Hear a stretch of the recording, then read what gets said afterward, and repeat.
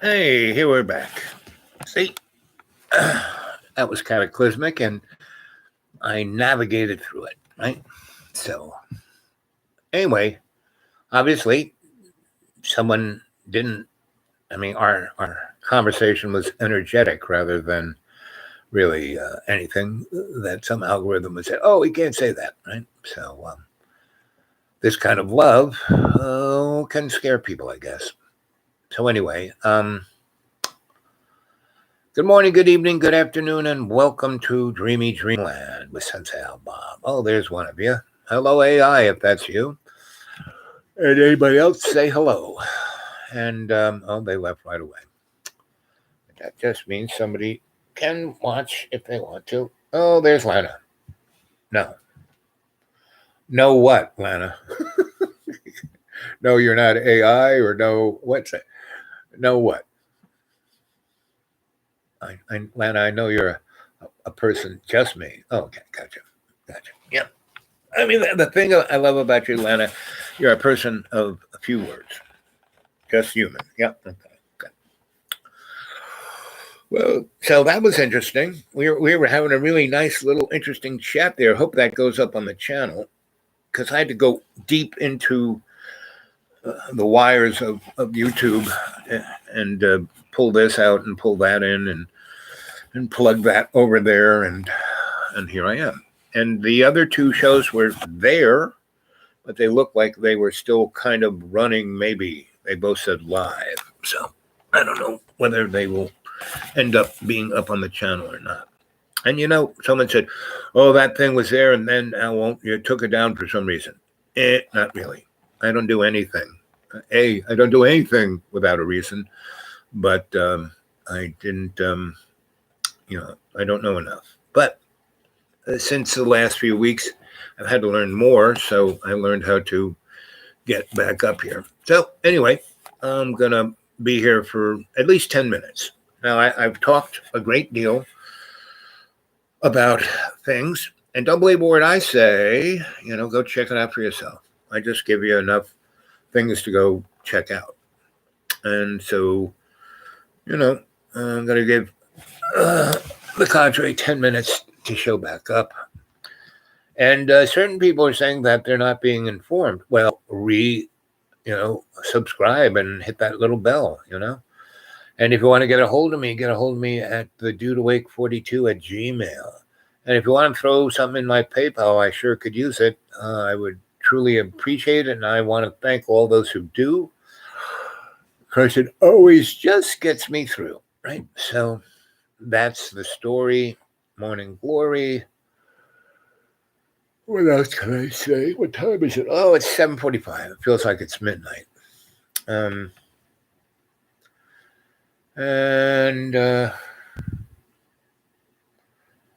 yeah, the sweet face, Lana. Yes, baby. We can always talk, but just let's not confuse the mixed metaphors of live chat and a phone call, especially if I'm on this thing. We did it once when you called on this thing, and I was on this thing, the laptop, and it worked out okay. But best not to mix metaphors. We just talk when it's on our time, okay, sweetie? Because I love talking to you. Last night was a great conversation. I'm still laughing over the little story I told you about, the motif of the Swedish dry humor and my cupboying as a cheeky monkey when we were watching TV. I mean, that was fun telling you that story, and that I knew the town that you were talking about. And I, see, we got to the same place. Now, are you saying you're never going to call me again? Is that what you're saying? I'm off your call list. Is that it? Just don't call when I'm doing a live chat. That's all. I mean, you were on the live chat and then you called, and so just don't call when I'm doing a live chat. That makes it easy, right? But you can call me. I love talking to you. So, but you're my bud. I've got your back. You got mine. So I love that. So anyway, So you're there, but it doesn't show anyone's there on the little counter. That's quite interesting. And you're chatting. So let's see. Yep. Let's see. No, I don't want to stuff worse. Well, whatever. It's okay. I love you, and I love the cadre, and it's all good, you know.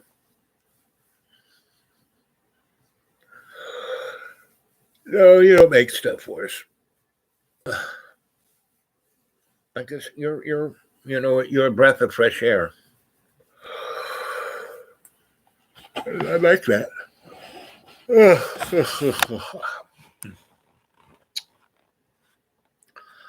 Anyway. So did you have today off too?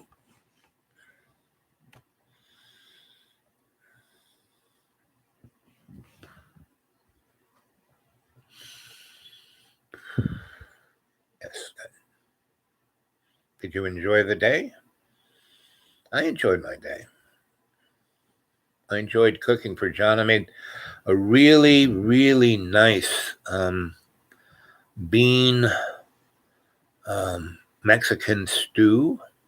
It's more like bean frajata, you know, and a mole. It was all of that rolled up in one, and it was quite yummy. And I had a fish, and that too was kind of a stew. I had artichoke, onions, carrots, all fresh, endive, escarole, and I had frozen breaded fish, you know, really nice, and popcorn shrimp. And I made them, and the breaded came off the fish and the popcorn and made it this kind of almost cornbready stew. It was really quite yummy. And so in the bowl, there were the black beans and veggies and hot. And then on the other was the fish.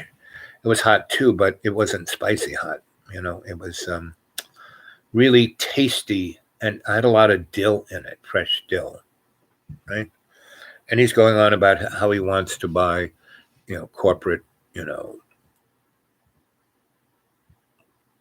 vegan food or vegetarian. It's like, good, I don't care. I made it with love for him and me. I ate my share, and it was yummy. And I'm cooking the same food for him, but whatever he's doing upstairs, he's doing upstairs. And he comes down and he gets these meals, and so I've lost 2 pounds since I've been here, and he's complaining that he's getting fat. He's what he is. I mean, I don't really look at myself that way, And we were talking about Jibber Jabber Jones. Al is getting good. Glad to hear it. Yeah, Jibber Jabber Jones. I was eating good. Glad to hear it. Yep. Well, John is eating good too if he's eating what I'm eating. So, and it's awful tasty. I mean, awful. It's really tasty. It's really yummy. Ooh, this one was the top 3. Pretty much every meal is pretty yummy, but this one came together. Like what's his name? Is Hannibal Lecter used to say, "I love it when a plan comes together." I know it wasn't Hannibal Lecter, but somebody like that.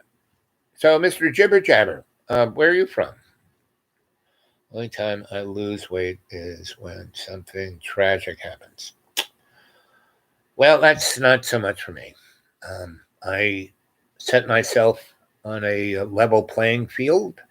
I keep my homeostasis in a nice level way, and I don't need outside things of that. And, to stay alive, I have to, I lost 240 pounds over 7 years, right? And and I haven't gained any of it back. I just keep losing a pound or two here and there. And that's fine, because every pound off my body is 4 pounds off my kneecaps.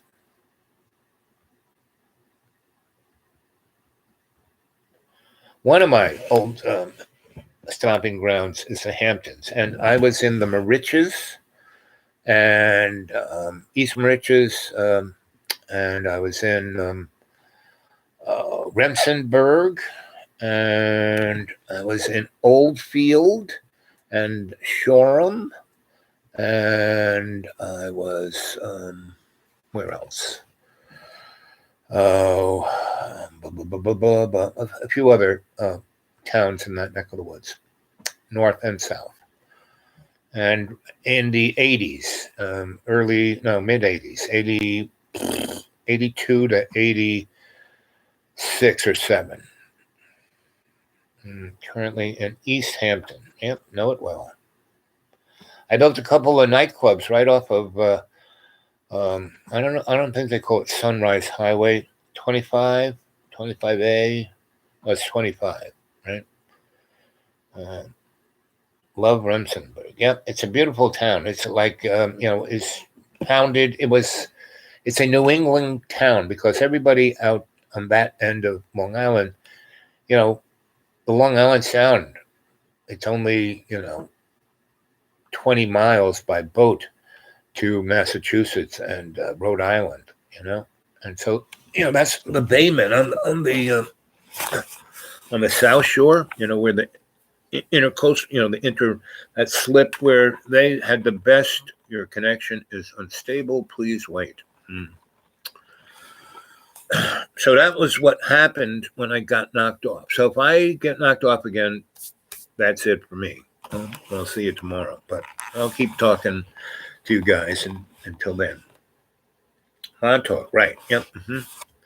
So, Jibber Jabber, do you know about the Montauk project? Do you know about Shoreham at the Nikola Tesla built watering cliffs right where Long Island Lighting Company built the Shoreham power plant? I mean, that's not such a circumstance, I didn't think that could happen. And that Brookhaven has more to do with time travel than that's what they do at, Brookhaven's a national laboratory. What do they do out there? They have some pretty wiggy things. And the Montauk project was all about that. What do you know about Plum Island? Well, Plum Island is, they did biological warfare there, and that's kind of where, Lyme disease came from and a few others, it's again, oops, we got loose. Oh, sorry, I'm back, and so I don't know if they do anything there because I left Long Island in 87, and I left New York like in 88. Well, New York, Long Island, New York City, that neck of the woods, I did go to Ithaca, that's in New York. And I stayed there 3 years. And then I went on to Ashpit, and stayed there 10 years. And then I went to Lynchburg, Virginia, and, that other place, B-Town, and then Roanoke. And I've been here almost 20 because Roanoke was the demographic microcosm of America. I was a demographer. And it was great. Didn't have to go anywhere. I could look at every kind of stream of trend, and it was right here. So, I've come back these months. I came back 2 weeks before Thanksgiving. Stayed a month and a half at my friend's farm, right on the border of West Virginia and Virginia, kind of above Blacksburg. And they wanted to go off to their kids in Nevada, so I took care of their farm and fixed things for them and took care of the animals, blah, blah, blah. It was really nice, very, very calm, it was just me and the animals. And so, I don't talk about shit unless I know something about it. And then I tell you, don't believe a word I say. I don't know anything. I'm just a cheeky monkey. But I used to get paid for it. And that was fun. I mean, to be able to be in a scholarly setting for 30 years have total access to whatever information I wanted and get paid to do that and get degrees. I got more degrees than a thermometer, but they're useless. Poor kids who are going into debt. It's like, because everyone is going to be replaced by an app. I already have been. I mean, all my little, and I'm sure they took, one reason they were paying me because everything I did was being watched by artificial intelligence learning to do what I do, but it doesn't do it the way I do it. And they will agree to that. And they said, well, but we don't need to do it the way you do it. We just need it to be okay, for the next year or two. You would fix stuff and it would stay fixed. We don't care about that. So that's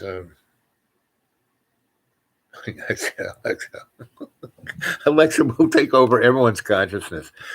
John has 5, or he's got a ton of Alexas all over the place, right? And so it's listening to everything he's saying, doing, thinking, right? So I was in the kitchen cooking, and I asked it to do something. It said, I've noticed your voice has been here for, told me how many days I've been here, and it's been listening to me. Can I call you by a name? And I said, sure. You can call me Dickhead. Okay, Richard, I will.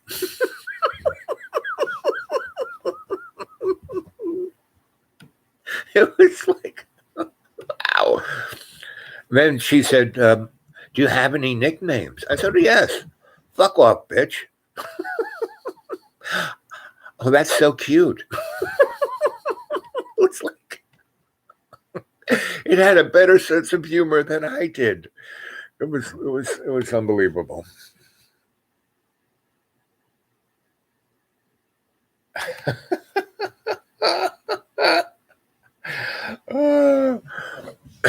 But when I said, do you have a name? Yes. Richard Cranium. Okay, Dick.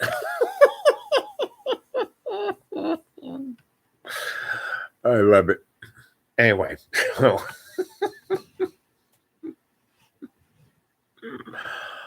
anyway, 17 minutes and 41 seconds. See if anyone else shows up. It's weird and cute. Weird and cute in a very deadly way. Meaning I could see it if it gave it a hand and wheels, it would go after you, right? But it's, Alexa is also connected to your Internet of Things. And John has all, like, he's got a whatchamacallit, a microwave that's hooked up to the internet. I mean, why do you need your microwave hooked up to the internet? I don't need it. Alexa is a mirror. Yeah, that's pretty good. But a psychotic mirror, not just an ordinary mirror, So anyway, but I live out in the woods. I don't have any of that shit. Don't have a phone. No connections, no wires. But I bet you when I get back, I will have 5G out there, because the rich people had the federal government spend $5 million putting fiber through the 3 counties, right? Which they didn't do until this year, until 2021. And all of the fiber, does it go into anything that the poor people can hook up to? No. It goes into all of these gated communities they're building, and it's going into neighborhoods where the rich people restaurants and stuff is, right? And they have special cell phones. I mean, I went to this one restaurant and it had Wi-Fi, and it wouldn't work on my cell phone. They said, well, don't you have an Apple? I said, no, I have a Samsung. Well, that won't work. You have to have, not only do you have to have an Apple phone, you have to have the most latest, you have to have the $3,000 Apple phone for that Wi-Fi to work on your phone. It's like, really? And that's where this is all going. Luckily, I don't care. I don't need it. That's why I live out in the deep green, right? And at some point, because my place is so amazingly beautiful, some rich guy will pay me a ridiculous amount, and I'll go, fine. But I still want to live here. They have to, because I have a big site. I have this one site way up here. You can't see me. That's where I was going to put my big house. and that's where they can put their big house, right? And they'll have you know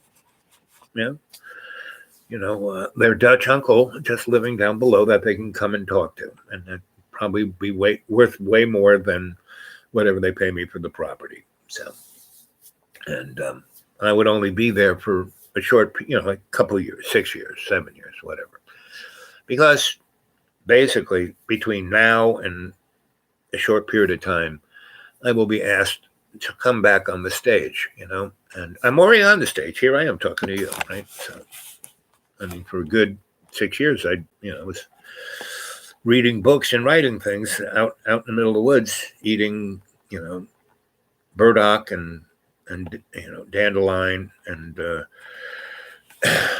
bark and mushrooms, and that's why I'm alive. That's why I lost all that weight. Didn't have nothing processed, and a few things from my all my roots did pretty good. My beets, my cabbage, my carrots, my what else? Squash. That worked. Tomatoes, no. Oh, my beans. My beans went nuts. I had a lot of beans, so that worked. And it's very interesting because it's elevation. I'm at about 3,200 feet, and so tomatoes and it gets sun, but it Sawtooth Mountains. Sun doesn't come over this to hit my garden until about 11 in the morning. And then from about noon until about 3, that sun is, because I'm closer to it, I have less atmosphere to go through, it's like a microwave oven. And then after 4, in the summertime, after 4 or something, it's on the other side of that peak, and then it starts to get shaded again. So that's not what tomatoes like, so I'm not going to be growing tomatoes. And they're not good for me, so I do love them, but they're not good for me, so that's one. And the other thing didn't grow is my eggplant, and that's not good for me either. So that's how it works. Yep. You're a bean girl too, Lana? Green beans. Yeah, I had green beans. Yep. But green beans are the thing that came in best. My string beans, my green beans.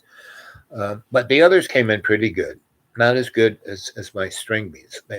Because I have a big fence to keep everybody out, my bunnies and my everybody. And so the string beans I planted next to them, and they just crawled right up that fence. And the whole fence was covered in string beans. I had so many that the ones that poked out the other side of the fence, the deer ate. And that was just enough to keep them satisfied for not trying to get in any further than that. So they liked those. So they ate about a fifth of my string beans. The rest were on the other side of the fence. They couldn't get at. So it worked out perfect. The animals, were satiated. But the rich people moving in, it's really sad. The animals have left. My bear, my mama bear, that was my best friend. Some maniac, it wasn't even in their property. They were from Florida, and they had their machine, the AR-15. They filled it full of holes, and people got very upset. And he got arrested. He said, "I was just protecting myself." And the guy, the warden said, "No, you weren't. You used a automatic weapon on a bear that had cubs, and it was a mile away from your property. He wasn't coming at your house. You're going to jail." And the guy couldn't believe it. "I'm rich. How can you do that? I'm powerful." "Well, you're going to jail." Anyway, so no, the white big ones. Yeah, I had those. They didn't work out as good as my string beans, but they came up too. And what else did I have? Lima beans. Ooh, I love lima beans. All my beans came up. Some did, like my string beans went nuts. My lima beans were the next good ones, and I love lima beans. And so this year, I was real serious about my garden, so it did pretty good. Last year, I was I cleared the space, I rebuilt the earth, and this year I became more serious. I got the water there, I got the fence up, I got everybody in at the right time. I germinated a lot of things. I made a nice little greenhouse there first. And so, yeah, so I got it down. So next year I got it together and I got seeds in the ground. There might be even things when I go back because I had things that would come up in the winterish time.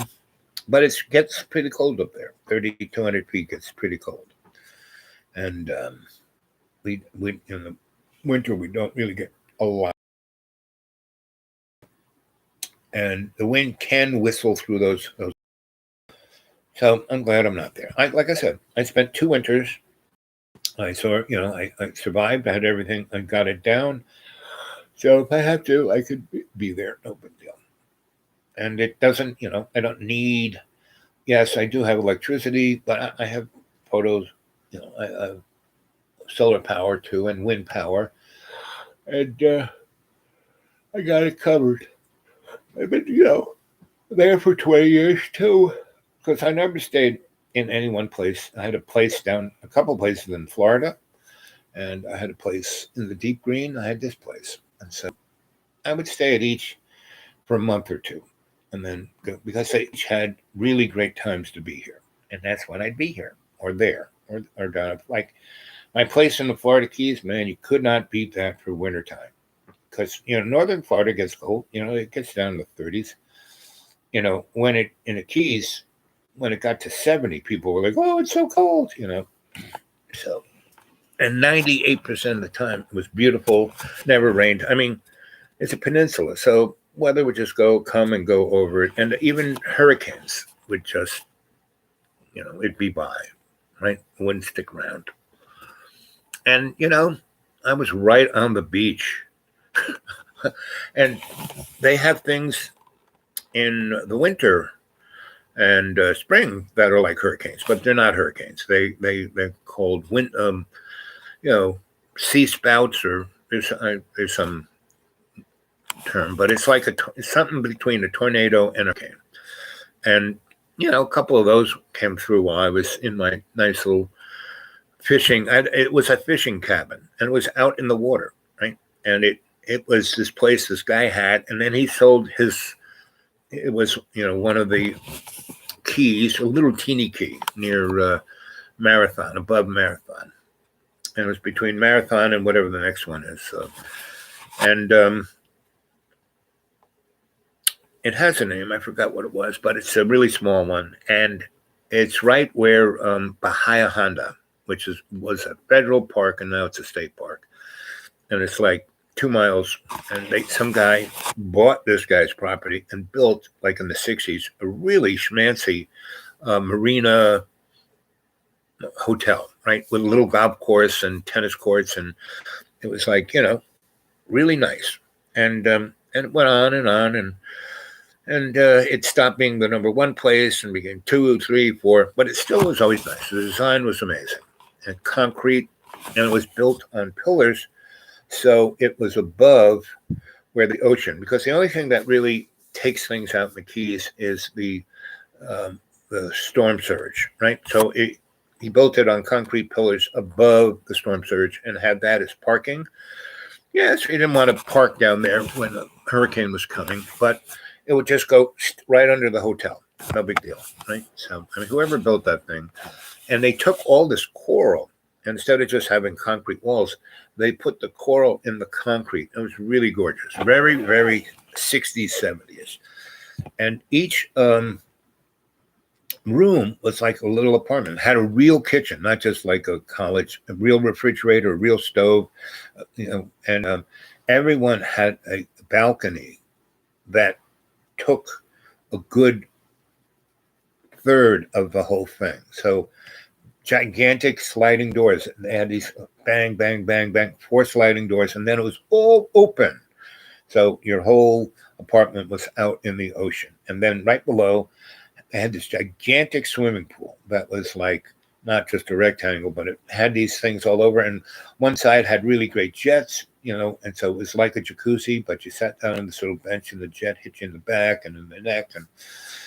And what was really great about this swimming pool was that there was the tiki bar that was just over here, and it was a big tiki bar. I mean, they had a big stage, and maybe 100 to 200 people, because there was one side that was where the kitchen and stuff was, and the right that was like a building wall, but the other side facing the ocean was open, and it had a big deck, right, and the tiki roof came over that. It was really, whoever designed this thing did an amazing job. And so you could go there, have a really nice meal, and they were all about fish, lobster. That was it, right, and vegetables, right, and really good stuffed baked potato and key lime pie. They made really great key lime pie. And over near the marina, they had a Cubano restaurant that was like breakfast, early breakfast, all the way to 7 o'clock. And so they had breakfast all from like 6 in the morning till 8 o'clock at night. But they also had lunch, and they had these Cubano sandwiches that were killer, and they had usually an interesting Cubano meal for dinner.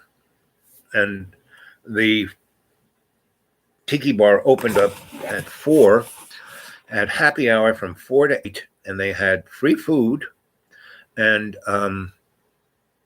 whatchamacallit, and cheap drinks. And the dinner part started around 7:30, and it was kind of not high end, but I mean it was high end everything except you could come in flip flops and shorts and not wear a shirt, right?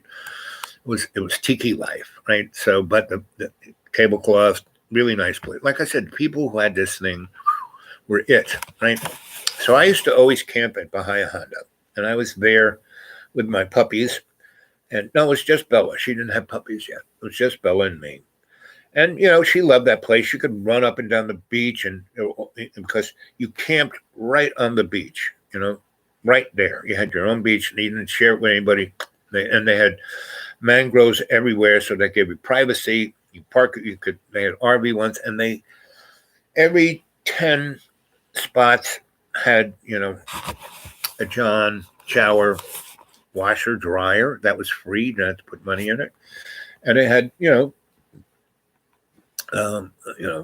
machines that you get sodas and anything you needed. You needed stuff to wash your clothes. They had machines that put a buck in and kick out a little box of Tide. And they also had the guy who ran this had machines that had pasties and had sandwiches and had little styrofoam dishes with kind of like stews and soups, and had a microwave. So you could put a buck in there, get something out, and throw it in the microwave. So I mean, this was great. And then down where the circle was, because they had like 3 different directions. Once you came in from the gate, they had 3 different directions to go, and they had a really nice general store / coffee shop that kind of stayed open from 6 to midnight. So this place was the best campsite you ever imagined. And when I started going there, it cost $3 a night. Then the last time I was going there, it was so good that they had to get a reservation, right? In the old days, you could just, if there was a site open, you could go there. And you had to leave by 11 in the morning, and you could stay at the same place for a week. And if you wanted to stay, let's say, a month, you kind of had to move. But the guy would like put you in the one right next door. The guy's leaving. You want to move over there, and then you can stay another week, and a day or two. Anyway, so it was the most laid back, easy way. And when I was young, first time I went there, I was probably 16. I started really hitchhiking big time when I was 14, right? And so anyway, Bella and I, it's probably, what year was it? She had the kids in 06, so maybe 04 or 05, we're there, right? And I'm taking care of my folks. But that was one of the places I would just go and hang, right? And so while my parents would regroup and become their better selves. So I never got mad at them, never had an argument. I knew when my parents were going to be assholes before they knew it. So I would leave the day or two before they even got to be an asshole, right? So I never, and I told them that, I said, I'll take care of you. My dad said, you have to take care of me. I said, why the fuck do I need to do that then? I owe you nothing. I don't, no, sorry. Nope, don't need to. You're my dad. You're not my boss. You can't tell me what to do. See ya, bye. No, you're going to need to take care of you. I burned the bridge with all your brothers and sisters. They all hate me. Yeah, because you're a dickhead. Why would I want to take care of you because you're a dickhead? Oh, I'll be better. Oh, no. I said, Dad, you got your good side. Mom got a good side, but you're both like 90% of the time, who the fuck wants to be with you? So see you later. Bye. No.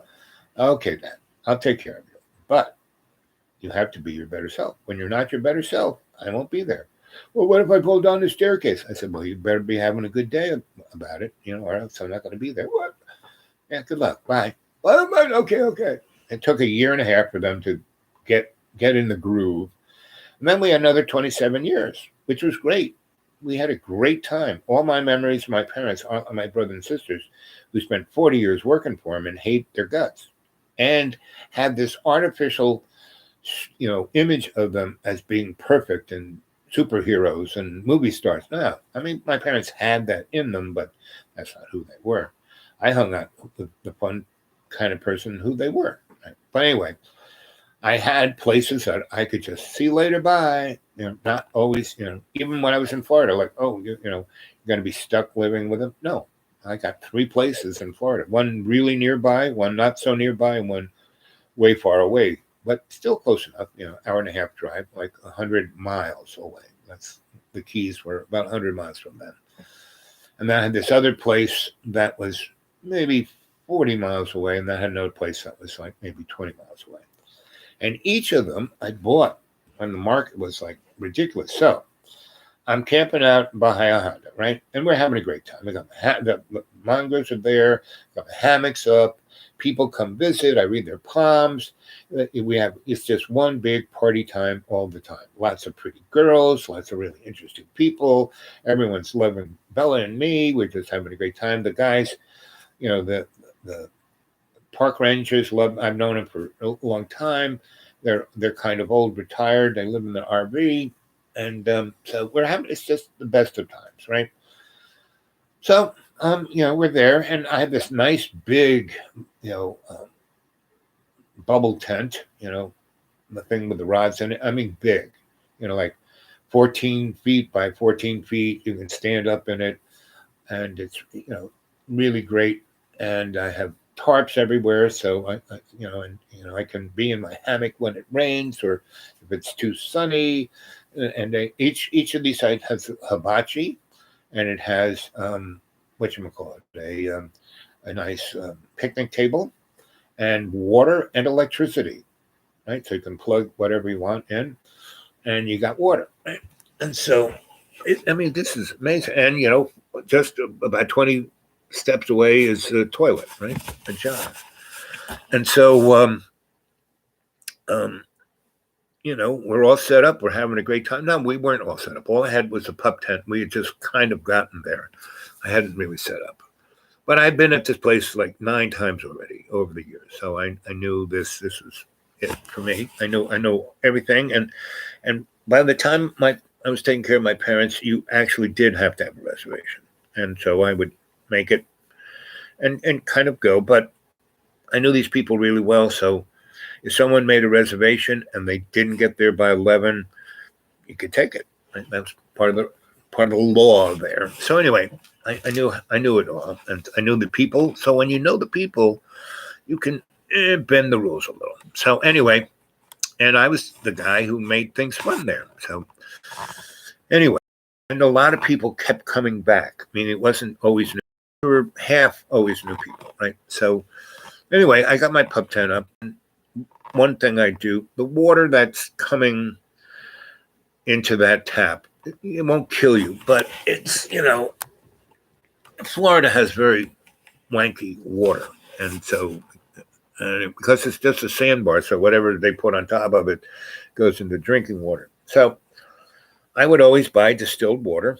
I would hit the Kmart or Walmart's before I got to there, and I get like 10 or so gallon jugs. And because it's sand, so it's hard to anchor the mushroom on sand, you know. And I would kind of put it against the mangrove and kind of tie it to the mangrove, but still it's sand. So what I would put the 10 gallon plastic bottles of water around the edge, inside.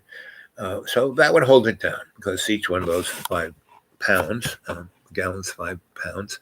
So anyway, I stuck it all the way around, and I haven't really moved everything in. I got the blow up bed, and I got one hammock up, and I'm just hanging out in the hammock. We've gotten there.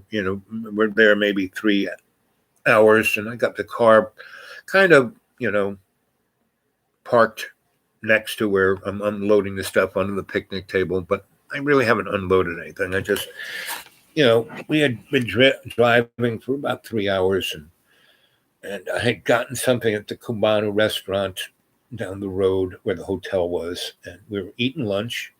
And I have a nice bottle of wine. I'm chugging on the wine, and Bella kind of comes over to me, and I'm thinking she wants something, my Cubano sandwich, and she goes, "We got to get out of here." And it's blue sky. What's the problem? And we got to get out of here.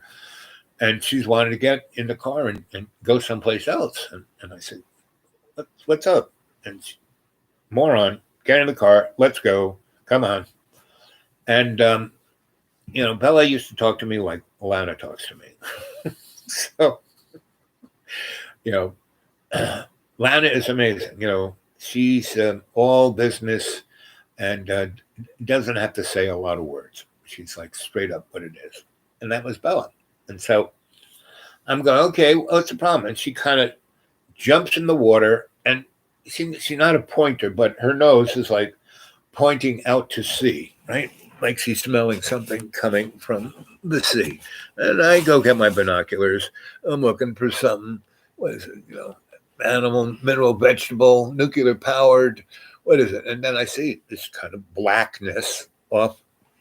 I said, so it's a storm. This is the Caribbean, buddy. It'll blow by. And she's like, no, get in the car. Let's go. And I'm going, ugh. And I'm the alpha dog.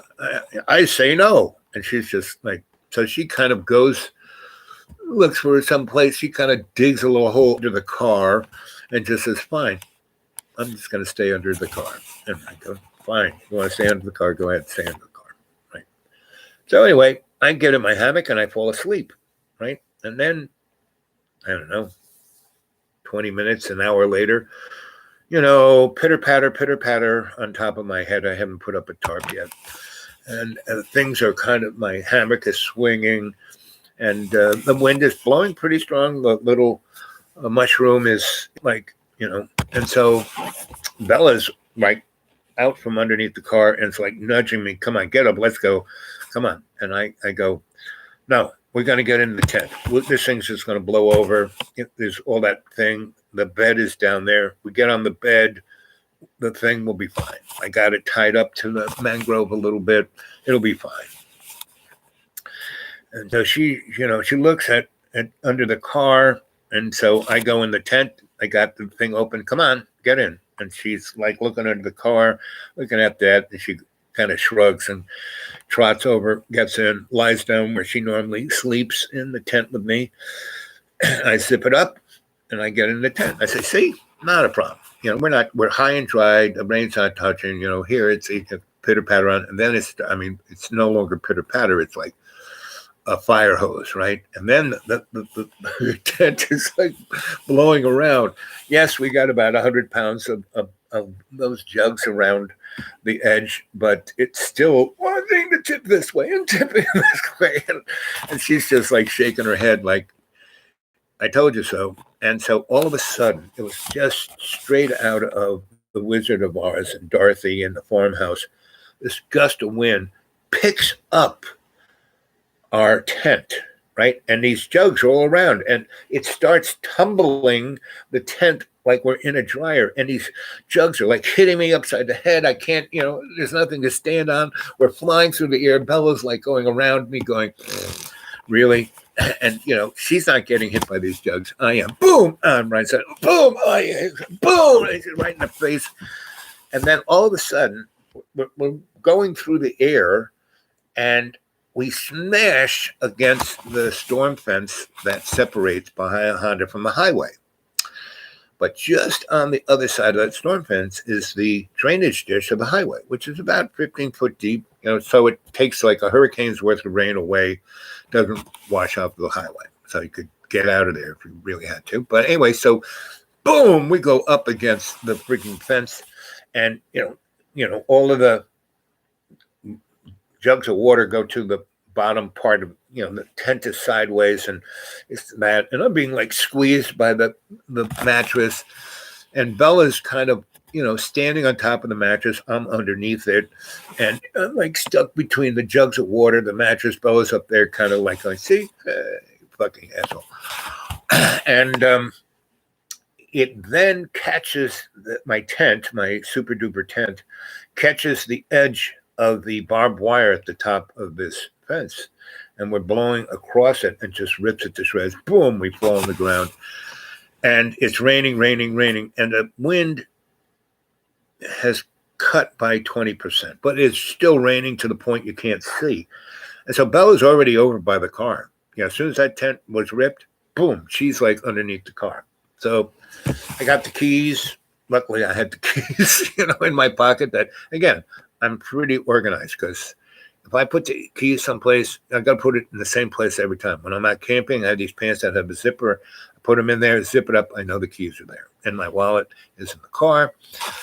So I make it over to the car. The door is unlocked. Boom, she's in. She doesn't wait for me to say, get in. Boom, she's in. She's sitting in the, the passenger seat looking at me like, I told you so. And so, we're not going to, it doesn't look like this sucker's blowing over. This ain't, this looks like it's going to be here a bit. So I say, well, we can't stay here. Let's go to the marina where that hotel is and see what's up. We can get a room there. So we drive the 2 miles, pull under, and they have the covering, and so we're not getting wet. Bella stays in the car, and whenever we go to where the public is, that she knows that she should be invisible, she gets out of the chair and lies down in the wheel well. So I park. I don't park. I just right where the rain ain't gonna hit me. Get out, go to the desk, and this lady's behind the desk. And I say, so you got any rooms? Oh, yeah. She said, nobody here. So, and she said, so where did you come from? I said, well, I was at Bahia Honda. She goes, why didn't you come earlier? Didn't you hear the storm? I mean, this is like a hurricane. I said, it's freaking January. How can they be? We have them. They're not, they don't call them hurricanes. They call them water spouts. That's what they call them. I said, well, baby, this is way more than, she goes, yes, it's a hurricane. So I'm going, fine. So you guys have, oh, yeah, we have a very nice room. And so she's got this, thing of the whole hotel. Do you want this, this, and this? Or she goes, this, you'd like this room. It's 3rd floor, got a great view. It's, got a full kitchen. It's really nice. It's got a jacuzzi in the room. Not all the rooms have that. It's a suite rather than a room, right? And this is a, these are like the timeshare things. Some of these people aren't here, so you can do that. I said, fine. So it's not quite the season yet. And I say, so it's not quite the season, so, and there's nobody here. So what's it normally cost and what are you going to charge me? And she goes, well, if this was in season and those people weren't there, that'd be $300 a night. But since there's nobody here, how does $40 sound? I said, great. How about if I stay a week? How much of that? And she goes, a week? How about $300, right? And, I didn't work it out in my head whether she was making more but that's like, no problem. Sure. And I had the Benjamins, here you go. And she gave me the key. And then she goes, there's no dogs allowed. Now she knows she saw the dog. And she goes, I said, yeah, I see the sign, no problem. And so, I go up there and there's nobody there. So I park like at the end of the place, not in front of it, and go up that elevator and kind of walk over to where the thing is. And Bella's like right, like next to me against the wall, like so no one can see her. Like she's like everyone, she's like she looks like a little bear, like people in the but she's really good at being invisible. So anyway, bingo bango, we go in there, we spend the night. It's really nice. I go down. The tiki bar isn't open, but the Cubana restaurant is. So I get some food. I got a few things to go. I go over. The marina has a really nice store. I mean, everything boat, and that means food too. So I get some stuff there, get some booze, some other stuff, and go back. And what's nice is that there is a covering that goes from all of these stuff. So it rains there all the time. So, I could go from the hotel all the way to the other side of the property to where the marina was, right? And in between was a Cubana restaurant. And the only thing that isn't covered is the tiki bar and the pool, right? So anyway, I do that and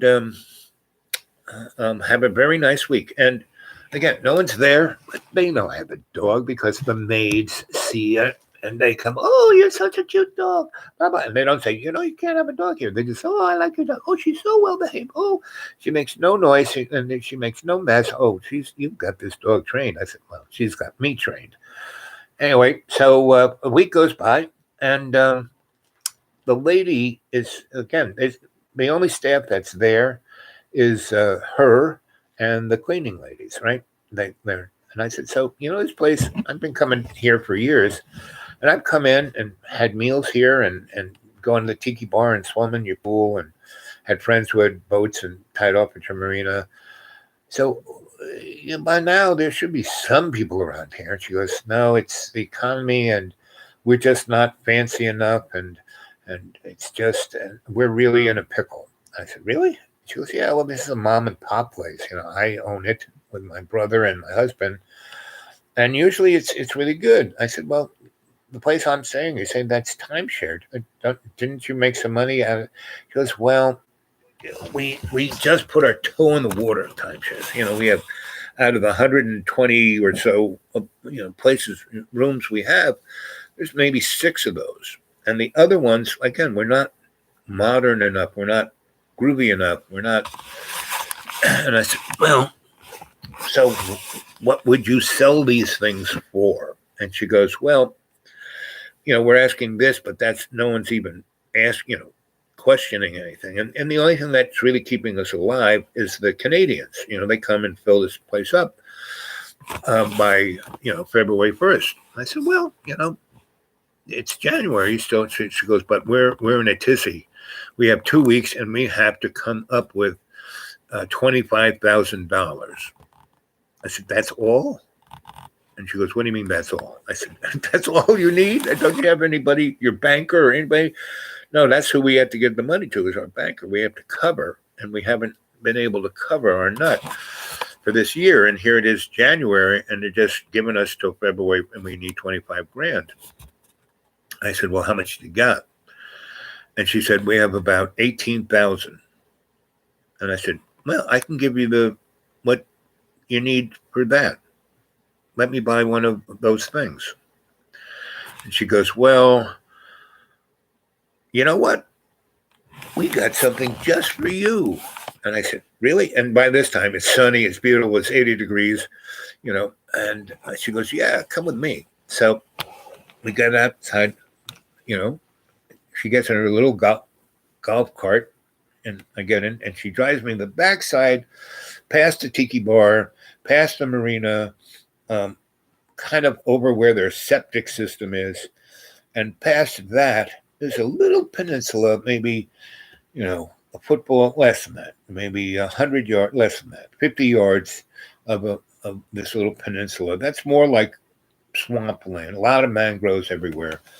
But there's this road, with stone, and it's not soggy, but a real road, and it kind of goes out there. And once you get out there, there is a fishing lodge, right? And it's on stilts in the water, and it has its own dock for a boat. And she said Hemingway used to stay here, and he had a buddy who owned all this property, and we bought this from him. And one of the parts of the deal was he was going to live here until he died, and he died 10 years ago. So we've never really done anything with this. It's not fancy enough for the average person, but it's quite private, and it's right on the premises. I mean, the tiki bar is just right there, and the pool is right there, and this is right there. And so you want to buy this for that amount of money? No problem, because we never use it. People don't even know it's here. And if you can park your car right here, and that way you don't have to sneak your dog into the room. We both laughed, and she goes, "That is the greatest dog. I mean, I went, you left the dog there and never barks, and the girls love that dog. They're playing with. They took it out one day and were playing. Your dog loves the ball. She's the most amazing ball dog I've ever seen." And she goes, "And I'm a dog girl." And I said, "So why the rules?" "Well, it's the Canadians. I don't know what it is about those people. I said, "You'd think they, what about, their sled dogs?" And she goes, "Who knows?" Anyway, so I said, "So that's not a problem?" "Not a problem. You're not going to be in the hotel. I mean, when you are, she can stay here or hang out with the girls in there," because the girls had their own little campsite, meaning those girls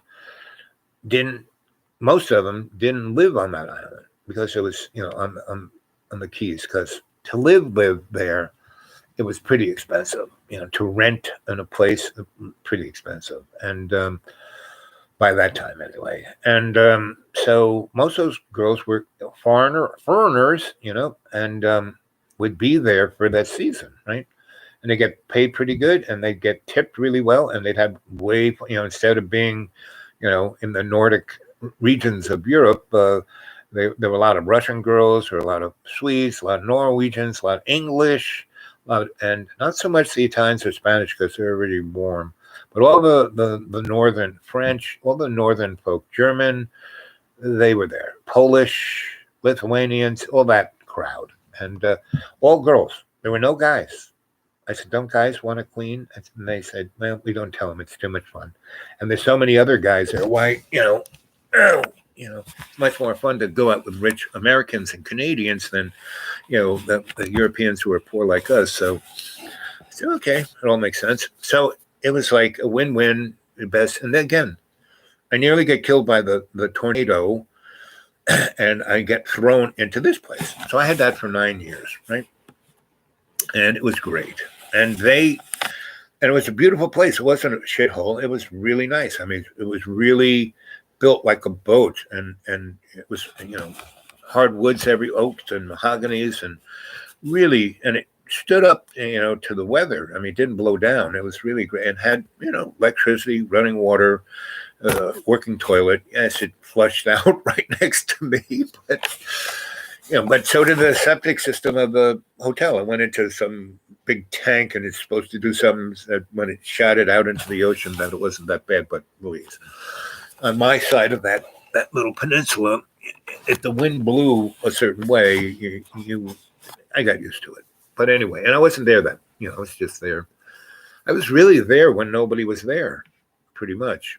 And what they did was, it was a really nice place, and I was having such a good time, and I'd have parties there, and people started to realize there was something there. So when I wasn't there, they actually rented it out to people because it was way bigger. It was like a house. It had 3 bedrooms and a big, gigantic, great room, big fireplace, big, beautiful kitchen, and it had a deck all the way to fucking around, and the roof went all the way over it.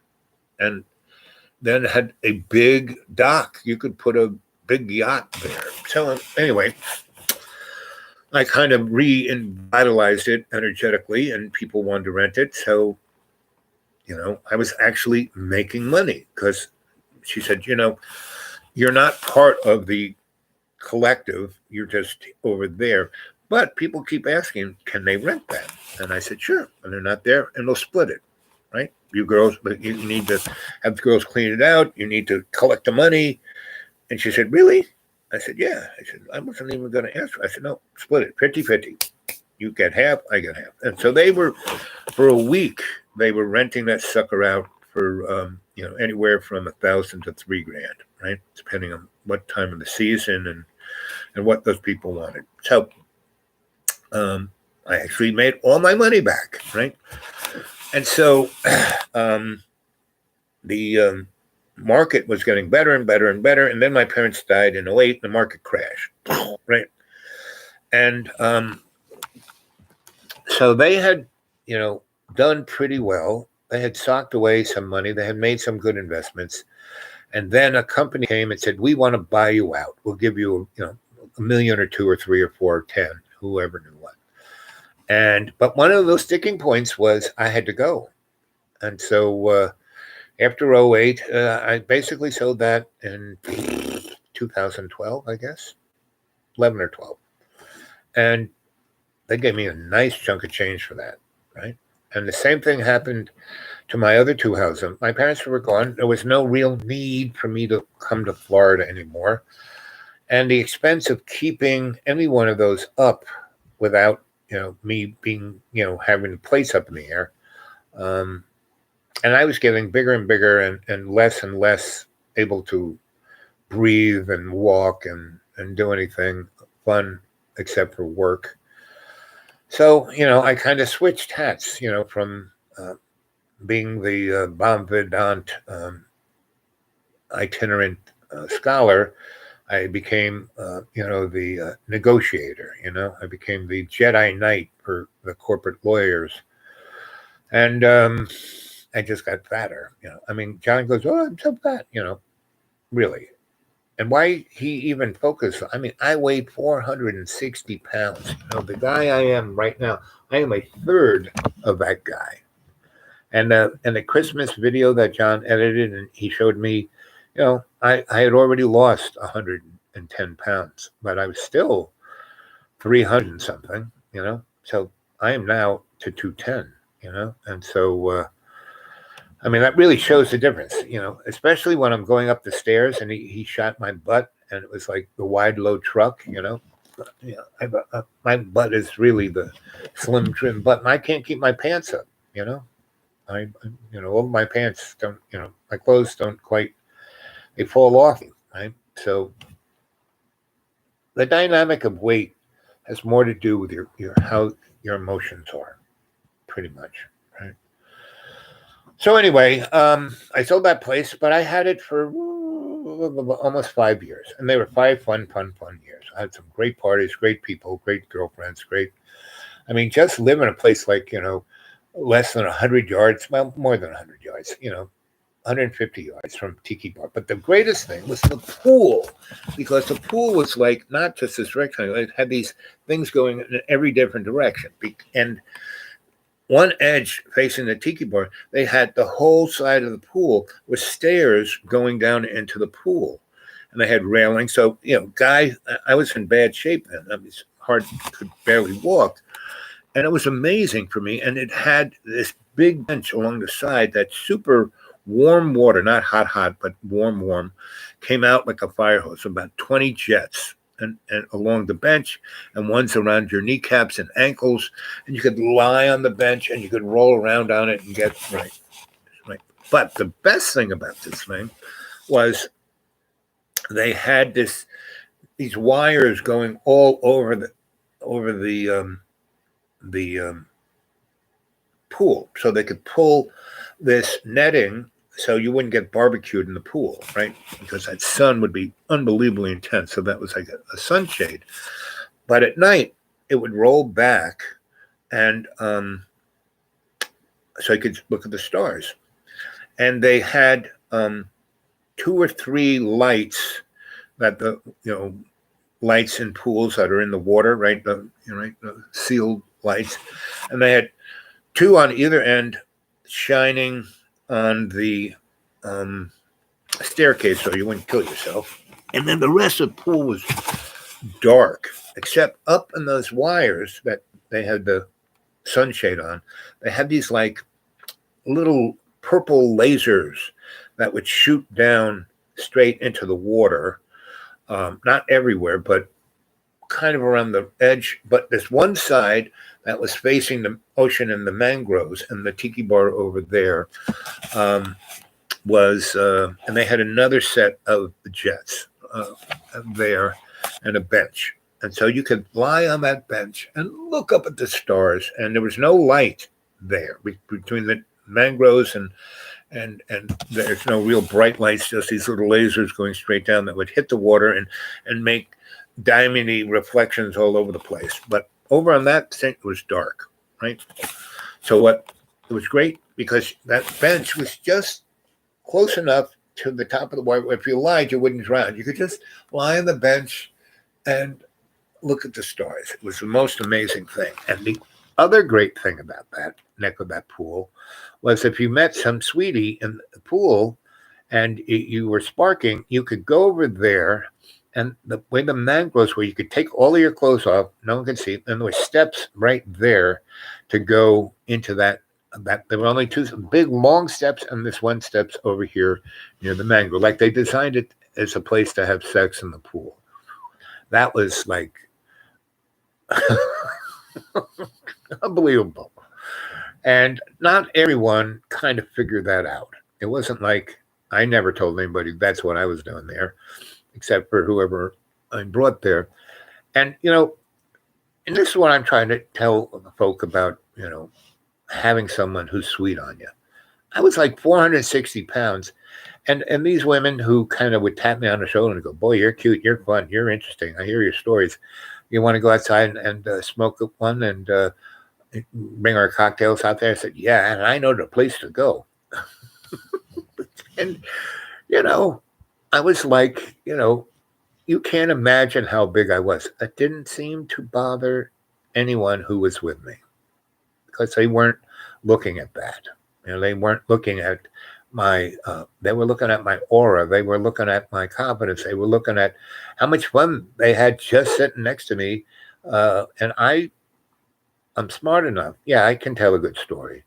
But when I'm with somebody who I'm sparking with, I let them do all the talking. I just ask them the interesting questions, right?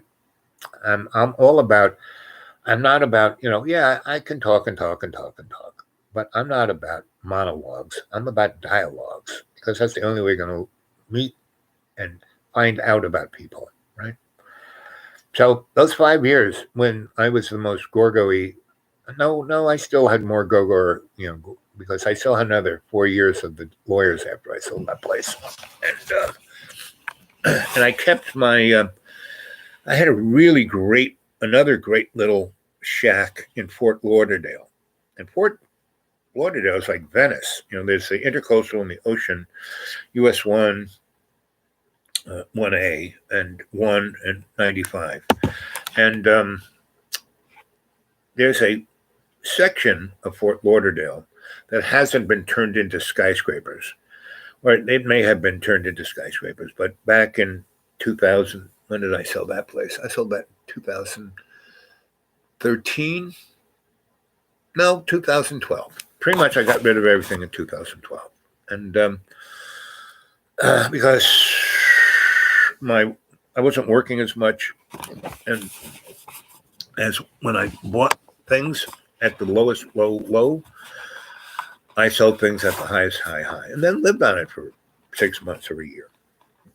Anyway, so but that was my last Florida place. I got rid of a place in Stewart, and again, that was another place I was surrounded by super rich old folk people, but it was like the slave quarters, but it was beautiful. It's a little teeny peninsula, one little road that went straight to my little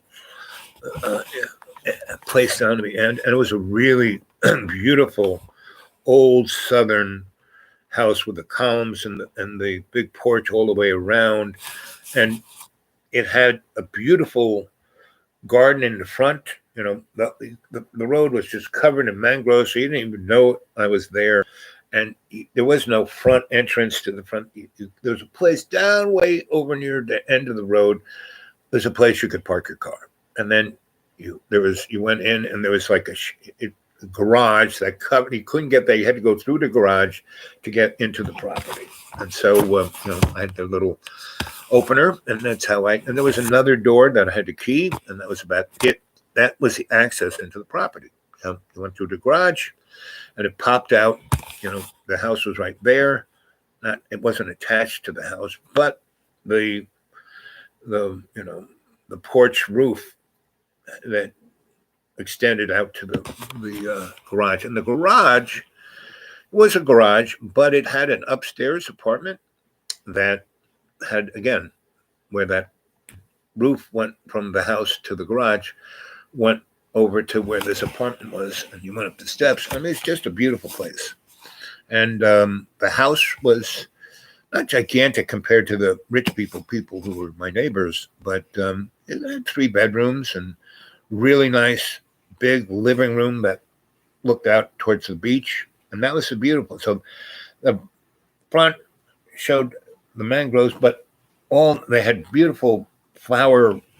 Whoever lived in that place before I bought it was really loved gardening, because it just had the most beautiful flower gardens and bushes and trees and fruit trees, lemons and oranges and mangoes.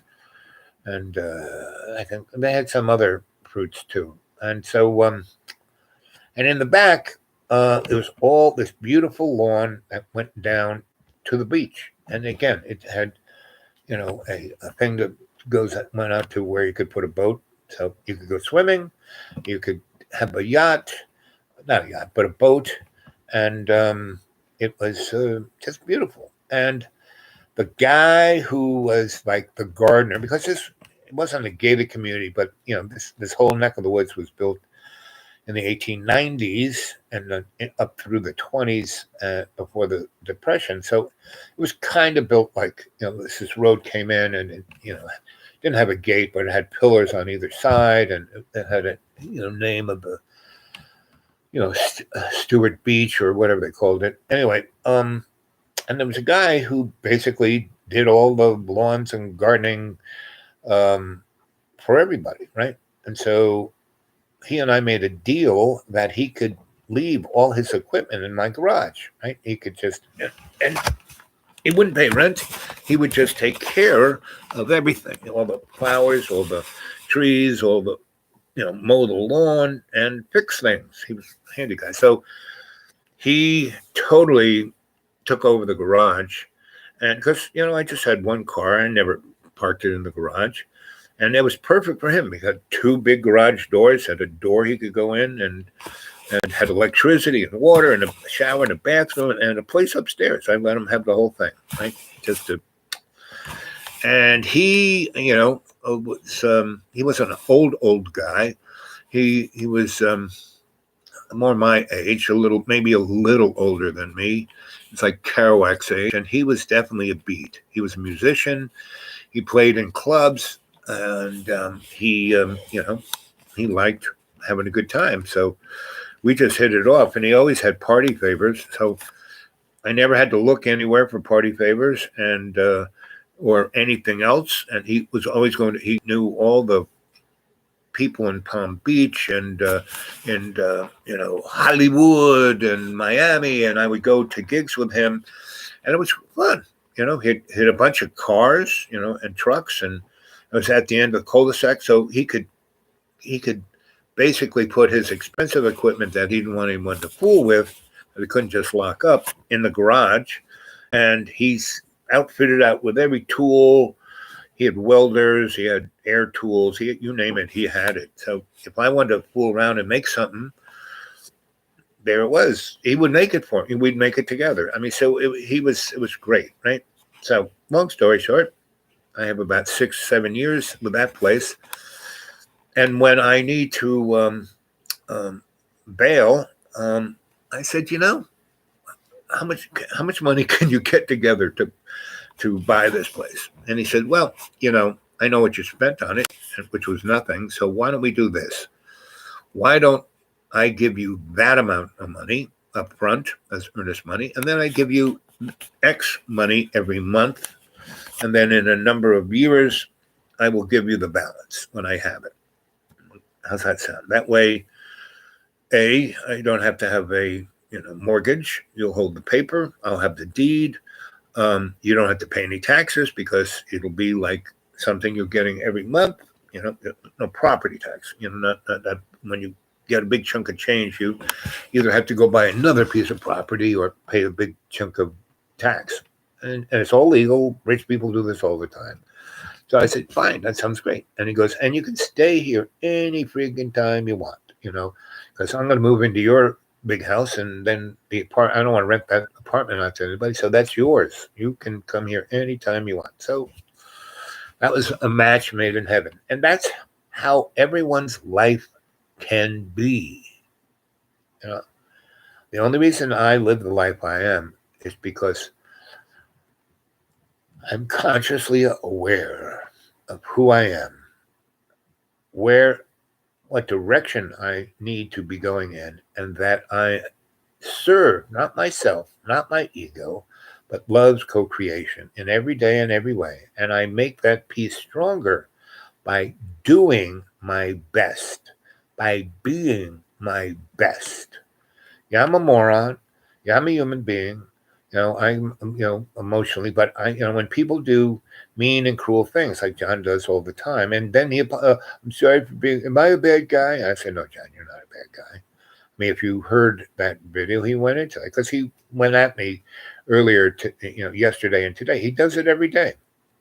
And instead of me taking the hook and getting upset, I try to navigate him out of that and try to show him how to do that, how to be, in a peaceful and eased kind of way in the flow, right? Anyway, so so I don't take things personal, no matter how mean or cruel. And even if somebody out of the blue says something to me, instead of me picking a fight or taking the hook to have a fight, basically I say, well, what's wrong with this guy? How can I, navigate this? What should, and so, I put on my shrinky hat and start to analyze them. And some people either like that and start to cry, and then I let them be cathartic, or else they do like John does. He runs away when I start to do that and not pick up, not go with it or not get intimidated by his mean, cruel spirit. Because again, like I said, there's this line down him. This side is sweet, kind, cool, generous, innocent.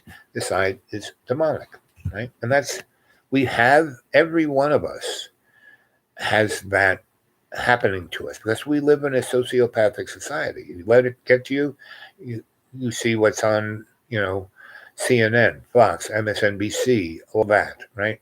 And you see other people in their own silos going on and on and on. You're not, I love Jesus. I'm all about Jesus, but I hate you. It's like, okay. So my life has been my life has been one catastrophe after another, but I know how to navigate through it.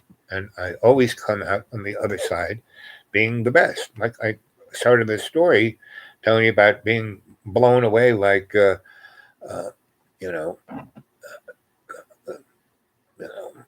Mr. Oz there, right? Dorothy, in my tent, right? And instead of, being really upset or being angry or, I could have been, my big fancy tent ripped to shreds, a lot of other stuff getting ruined, but no, it brought me to something better. So there you go. So tonight we still have, what time is it? 9 o'clock, 10 o'clock, 11 o'clock. We got 3 hours to, in every day and every way, take the peace of the earth and make it stronger. Our Father who art in heaven, hallowed be thy name. Thy kingdom come, thy will be done on earth as in heaven. Give us this day our daily bread and forgive us our trespasses as we forgive those who trespass against us. And lead us not into temptation, but deliver us from evil.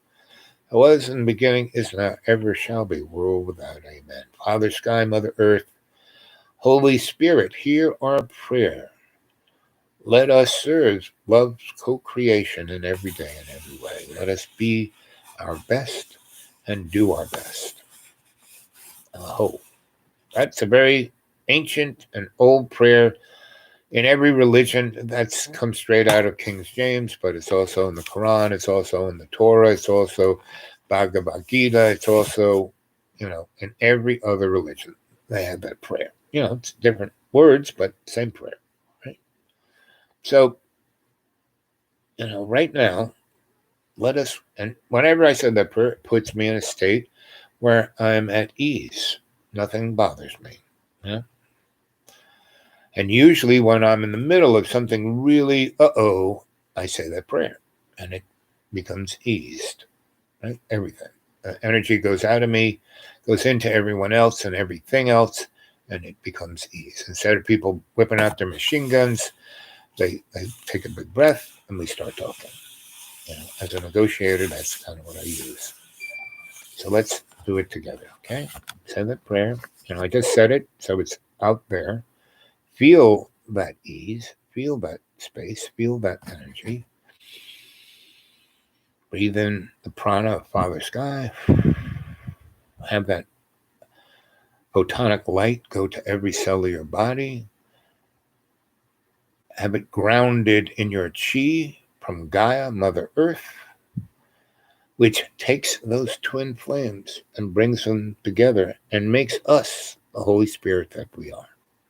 What animates us. Otherwise, we'd just be a gooey bag of water. That's it. But we're not. We are this avatar for our spirit, not our soul. Our soul is this server up in our Akashic record. So we take that ride up the current, right? Through our chakras and through our crown chakras and up that golden thread, up into, like a fiber optic line, into the server that is our soul in our Akashic record. And we're there at a reading table. Our librarian brings us our Akashic record.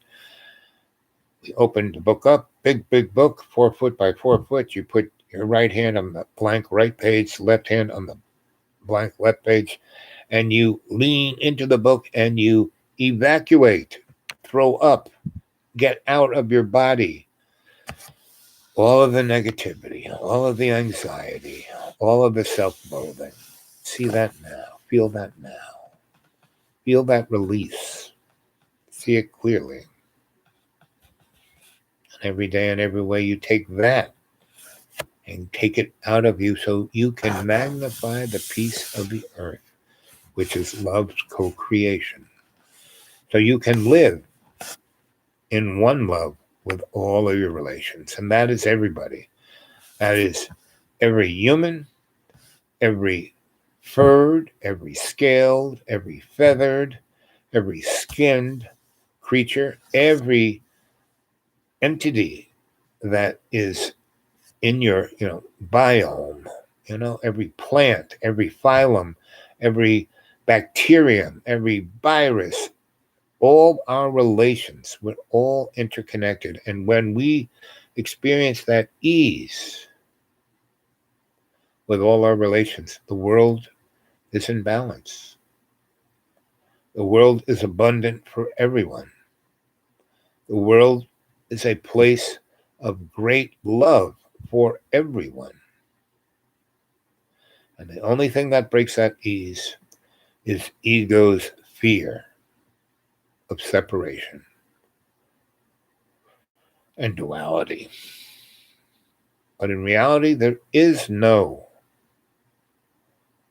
duality. There is no separation. There is no fear. There is no self-loathing. Those are all illusions of ego. See that clearly now. Be there now.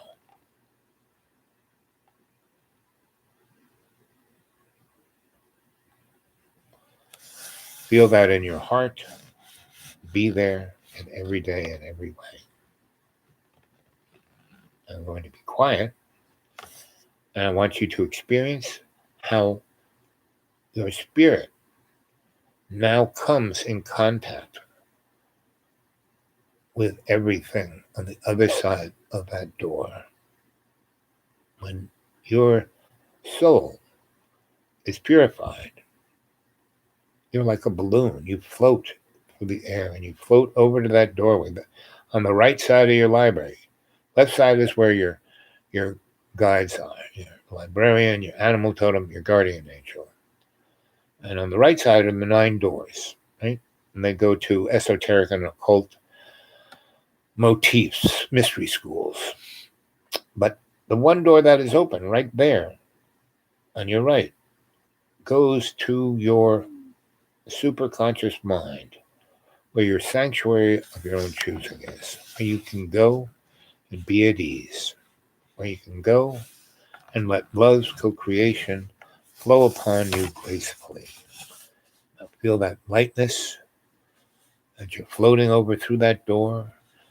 There are stairs that you go over, and you're on a bridge, and that those stairs and bridge are your id, and you come down the other side of your id, and you step into your superconscious mind, and you feel this electricity of love. One loves co-creation. You feel it. And that is the whip, the work in progress of the burning bush, which is the great creator in this dimension. And you're part of that. You are the we in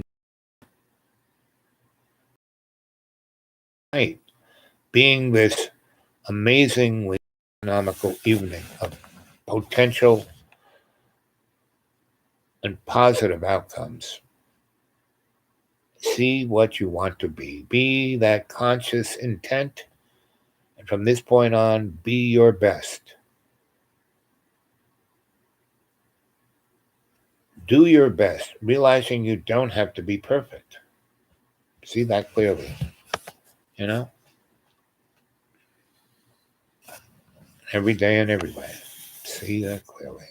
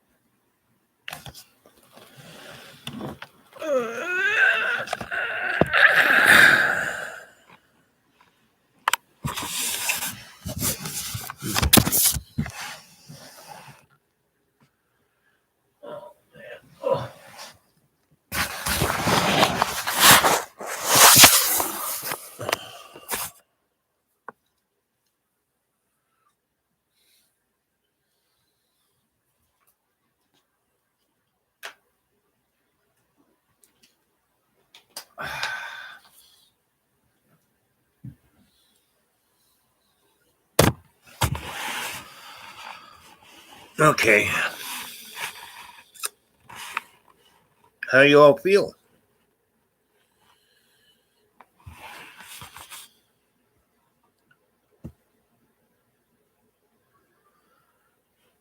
Mr. Jabberwocky, are you there? Mr. Jones?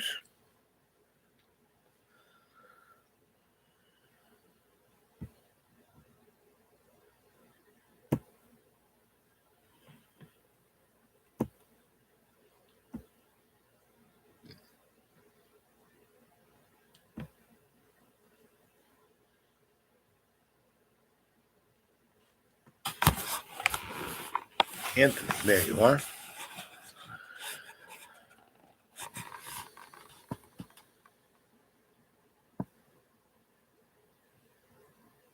I've been talking on blocked account.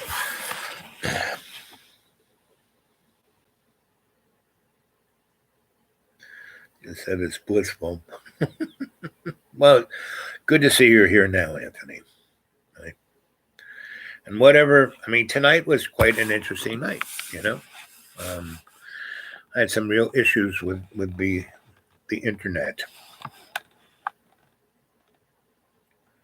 Jane, yeah, who's Jabberwocky Jones? I don't know. He seems like a nice guy. And you know, here at the cadre, we give everyone enough rope to hang themselves, right?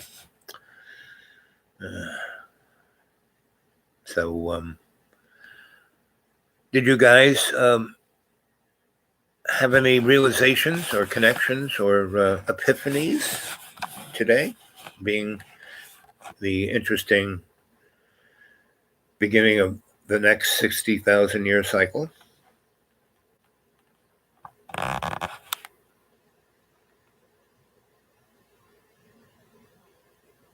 Yep, and beautiful energy here, that's for sure.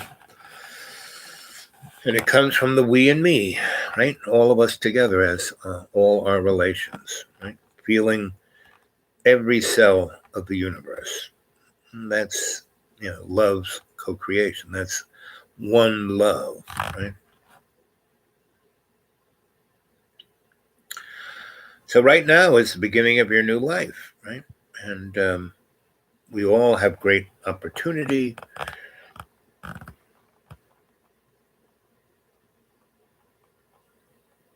Yep, yuga cycles. Yep,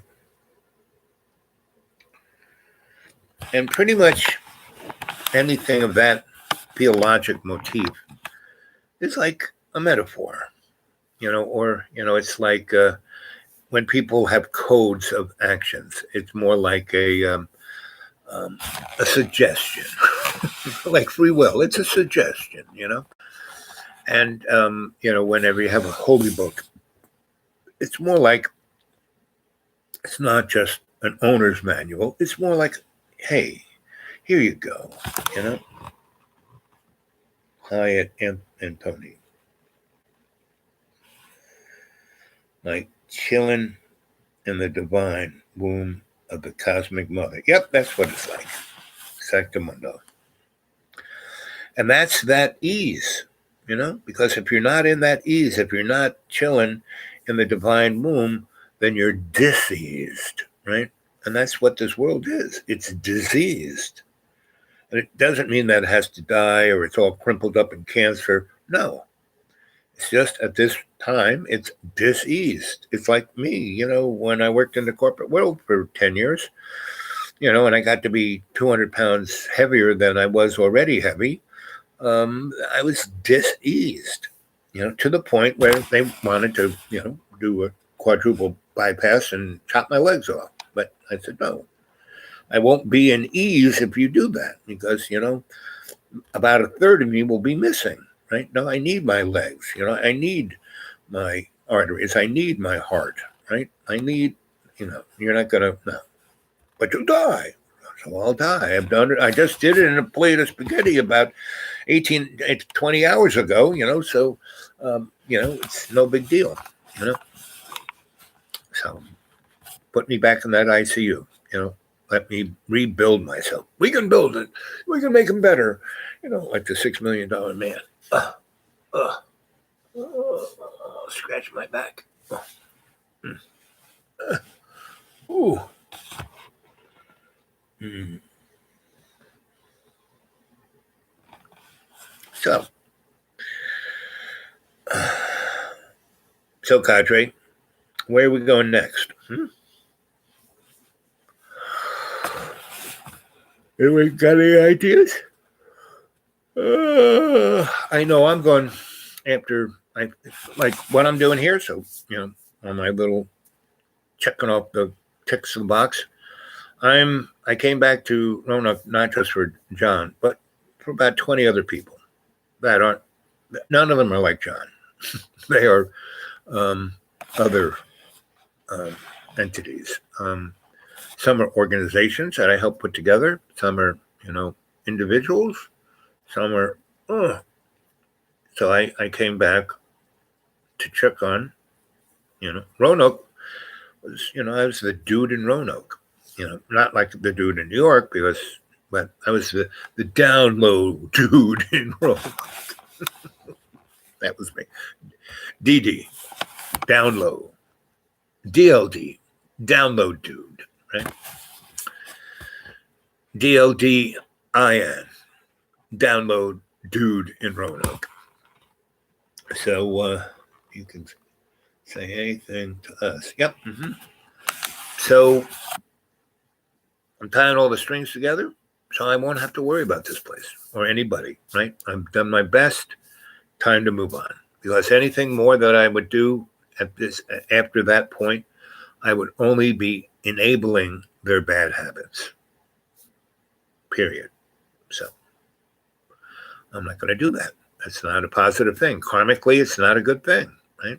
That's one reason why when John threw me out 3 years ago, I just moved on, had things to do, place to go. I went on, right? So, I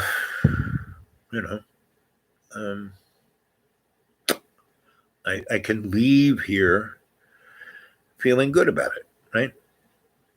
Because most of the people who I, tying the strings off, they're actually in a way better place they were when I first, the organizations that help them put together still exist, and they can do some pretty great things with them if they just get, step up to it instead of having me, take care of it. They need to take care of it, right?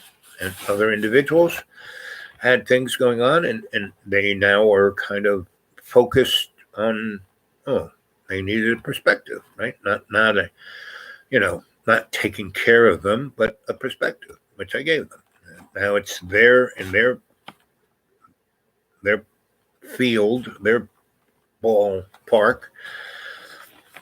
to hit that ball out of the stadium, right? So pretty much I've accomplished it, and the same with John. I've got a few more weeks, and he has done better. And I've been here now. Here's Sunday, so I came here 2 weeks ago, I guess. I came here the day after New Year's. 2 weeks. I've been here 2 weeks, and he is better now than he was 2 weeks ago. But you saw him, go through a catharsis, meltdown, whatever you want to call it. I look at it more as a catharsis, right? And so if he can come down in the morning and we can talk about it, and he can, because all the things he was going on about, he was cleaning up, like little bits on the, I washed the floor every night. I, scrub the counters so they gleam, but I can't scrub them too much because, half the counters are his artwork, and if I scratched it, he'd like freak out. So, but and does he realize that I do that more in an act of love to him than, anything else? Kind of, but not really. And that's a big obstacle for him, right? And so he basically doesn't think he's worth the love, right? And that's why he is his own worst enemy. And I hope he's watching this and gets in his head, and because I've been telling him this for the last 7 years, and so, but there's going to come, so I was not here for 3 years, give or take. But man, he would text me, email me, leave messages on my, voicemail, and all of that on my phone goes straight to the cloud. I mean, I got more room there, so I have every email he ever sent me, every message he ever sent me, every voicemail. I've gotten rid of a few of them because they were just, so I got rid of them. So vile that I don't need to listen to this. But I kept a couple just for, documentation, for history, because if he could pull himself out of this, he would have all of that to look back at and say, wow, So, and I'm an anthropologist, What we do is we document everything. We're we scrape the earth, we scrape the culture, we scrape the stars for understanding. And when we see a glimmer, we document it. Right? So that's what I do. And then I take that and reframe it, and I write books about it, novels about it, stories about it. And in the 7 years that I've been here, I've written, well, in these 7 years with John, I've written maybe, I don't know, somewhere between 60 and 100 essays about this, that, or the other thing. Not about John, but, like these stories. And I do these stories to like kind of tweak up my thinking about this, and I get feedback from you guys, and then I write, right? And I pray before I go on. I put the shamanic energy into the screen. Karma clearing about forgiveness. Yep, that's what it's about, forgiveness.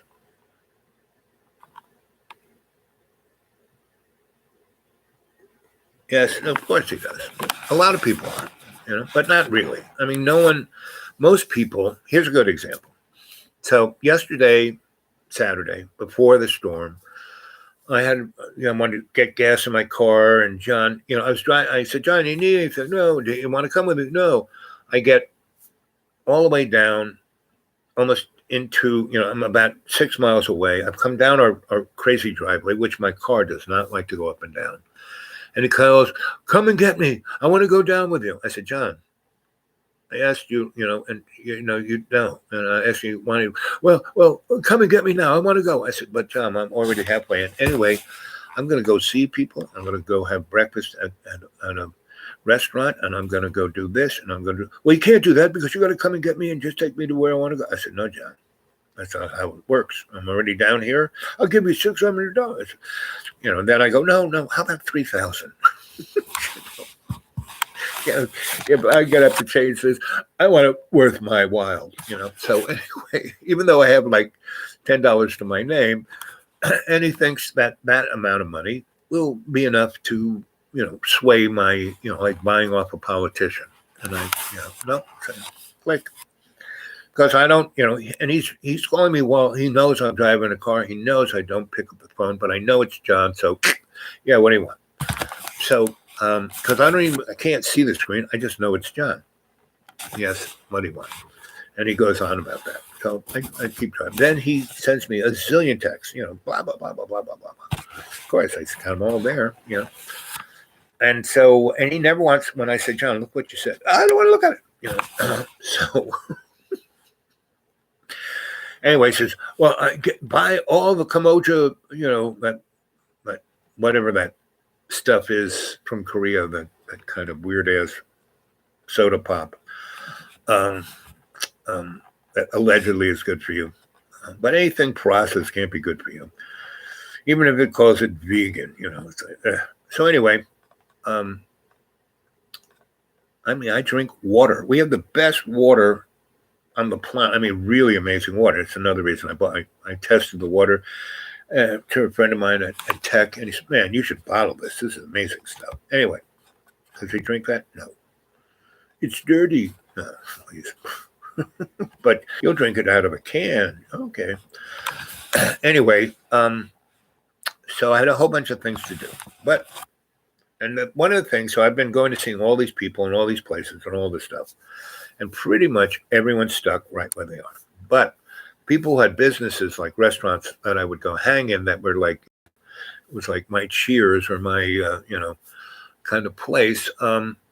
They were still there. Those people were still there. They were still, hey, wait, I thought you were dead, blah, blah, blah. And I would eat their food, and it's gone down like 80% because they've had to cut the quality of and they don't have this and they don't have that. And so everything that I like to eat at their place is just like no better than McDonald's, And but this one place I went to, it's a bakery, and the guy is Korean, and he's got every country's baking down. He's got the Jewish bagel like better than New York. He's got croissants better than France. He's got chocolate chip cookies better than Belgian, just on and on. His pancakes were sublime, right? So there's two things I always had for breakfast there. I would have a sausage, egg, and cheese croissant with potatoes, and I would have a shrimp, grits, and cheese croissant with potatoes, right? That was my breakfast. And I walk in, oh, you're still alive. I thought you were dead. Oh, yeah, where you been? And he goes, the regular. I said, yep. Gives me a cup of coffee. He's still great coffee. He gives me one of his chocolate chip cookies. So while I'm waiting for him to cook it, I have just one. Most people can't just eat one. These are chocolate chips that are like, and I would dunk a little bit in and eat that little bit with coffee and the chocolate chip. It's like, right. So I got my little laptop out. I'm perusing my feed. I got my phone. I'm looking at something else, and I'm sitting at this. It's a really long, thin restaurant, and majority of it's like the kitchen and the bakery back there, and it's about maybe 20 feet wide, about 60 feet long, and then it has the L in the front where all the windows are. And so in the long bit, they have 3 big tables and about 6 little tables. I mean, little, just 2 people can sit there. But the big tables is good for at least 8, 10 people if you want to squeeze them in. And part of the folk or the lore there is if you're sitting at a big table and you're only one person, then other people can sit at that table with you. And I like that. So anyway, I'm sitting there. There's nobody there. I'm all set up. I'm eating and I take my time with that chocolate chip cookie, right? And I'm drinking the coffee. Ooh. And his wife comes over, and she's this sweet Korean woman, and she speaks English really well, but she pretends she barely understands you. She also pretends that she's deaf because she don't want to talk to anybody. Unless you're interesting. So, wow, how you been? Blah, blah, blah, blah. You want tell me a story, So she kind of sits down. She brings a pot of coffee and she pours. She's drinking one, and we're talking. And you can hear her husband go, "Hey, get back to work," in Korean. And she giggles and she goes, "Oh, Princess," and I go, "Yeah, I know." And so he goes back to work, and Francis shows up with my 2 croissants and potatoes, and these potatoes are like the best, just crisp, and they're like a baked potato, but crisp. Oh, it's just amazing. I mean, everything else turned to shit in this town, not this place. It's still what it was. And he sits down, and I talked to him about it. And again, he's really well read. Really, he loves talking to me because he can talk to me about anything, and he'll get a really interesting conversation instead of an opinion, right? And then someone says, "Oh, no, this is true because I believe it is," So he likes the fact that I don't believe in anything, but I can talk about anything, and you can have an honest, interesting conversation with me. So he's a great guy. He makes great food, and then he sits down and we talk. So we talk for about 10 minutes. Still no one shows up, and then the crowd comes in. So I've gotten there before the crowd. Perfect timing. Meaning I thought I was 3 hours late, but no, perfect timing.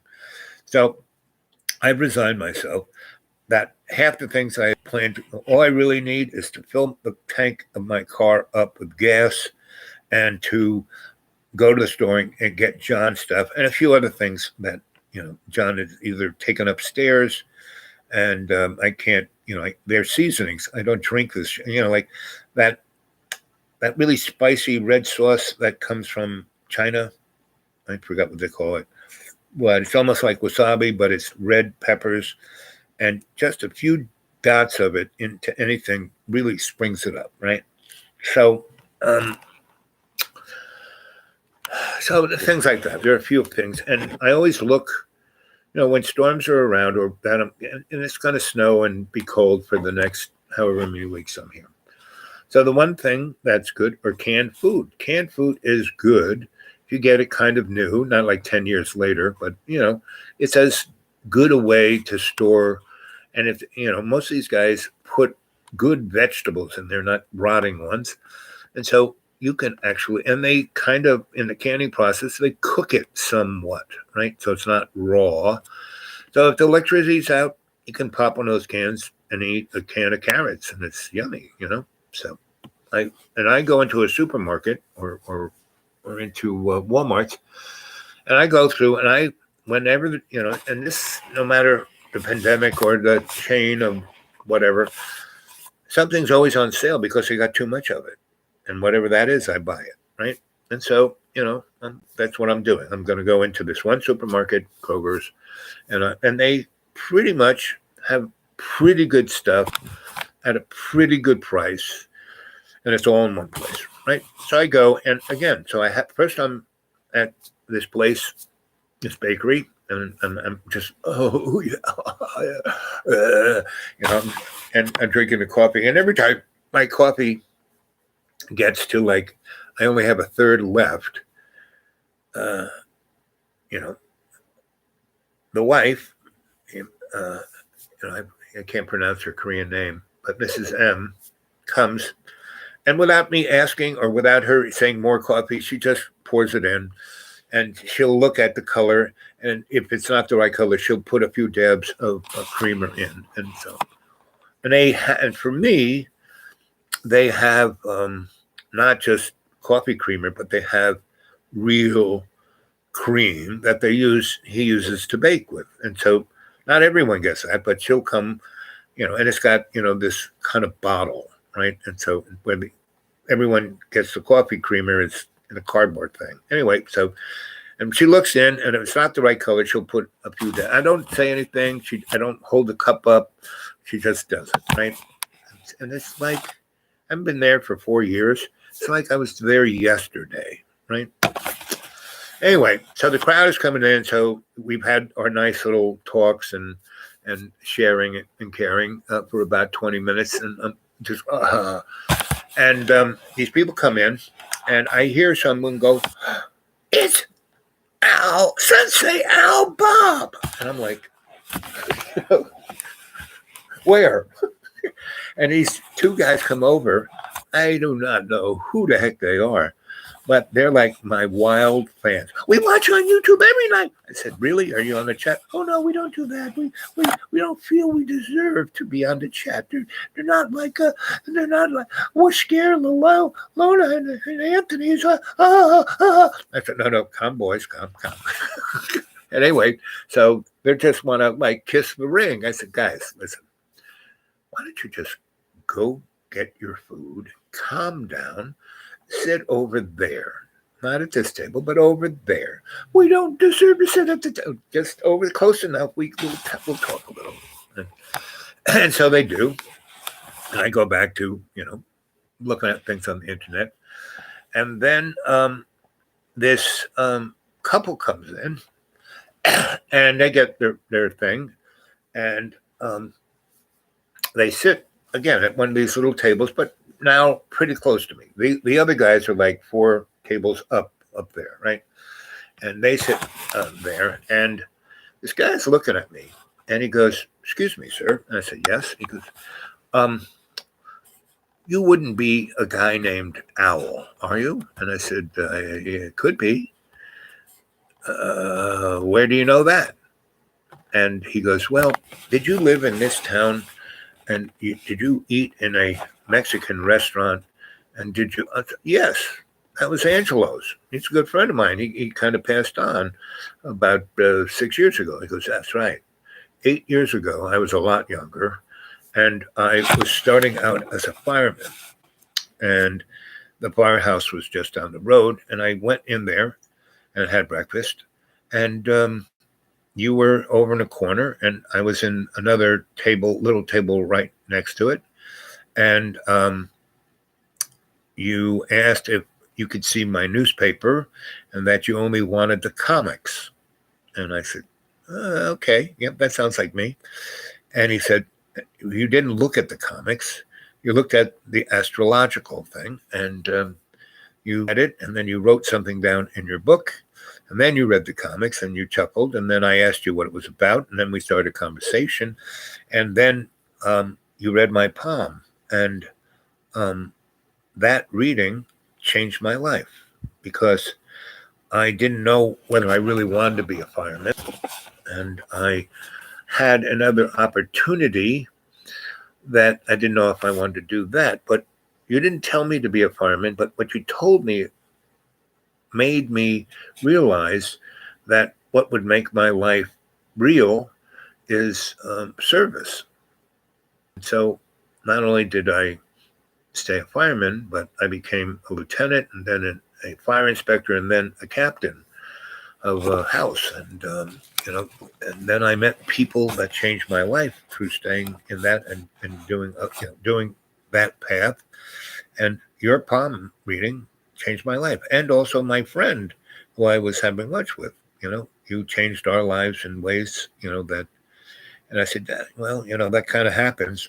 And, he goes, you don't, I said, well, I kind of remember, not you, but, the place I had lunch in, the fact, and it was a teeny weeny, I mean, unless you knew Angelo's was there, you never found it. He had no big sign, he had no big, but he had the best Mexican. He was from mid Mexico. He made moles. I mean, he made no Mexican food in America it's all crap, except for guys like Angelo, who's old school, old world, and just amazing, right? And there, I've had there's where the deep green is, there's a family that's like Angelo that has a really great little place.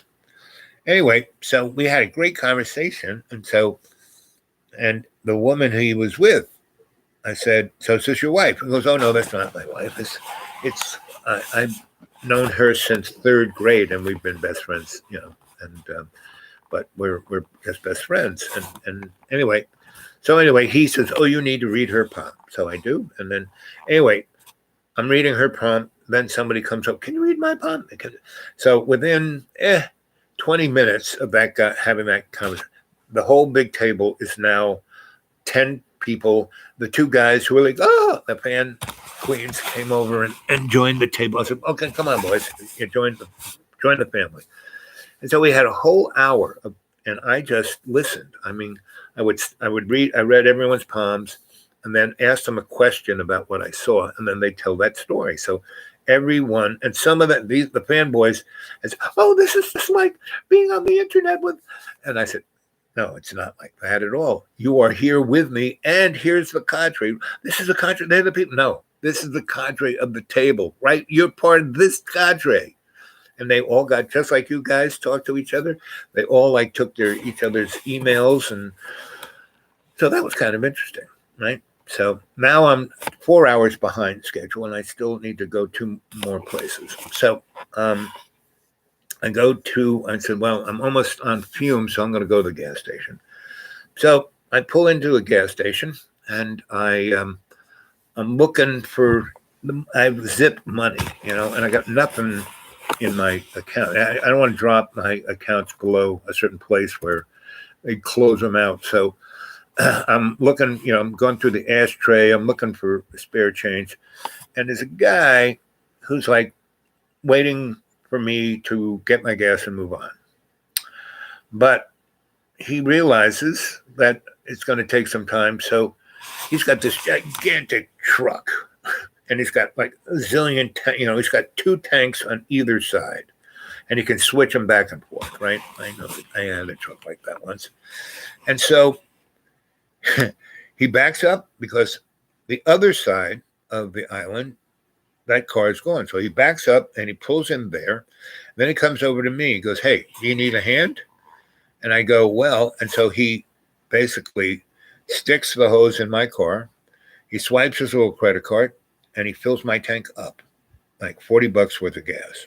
I had all of like 10 because I hit the supermarket and I spent my last nickels on everything for John in the house. He's like, "It costing me so much money. I've spent this much on food already." Well, the food he got is like stuff for him, popcorn and, Little Debbie's and kombucha tea. He wanted me to buy $100 worth of kombucha tea, right? First of all, the refrigerator was empty. There were like, 20. I spent $20 on his kombucha tea. They were,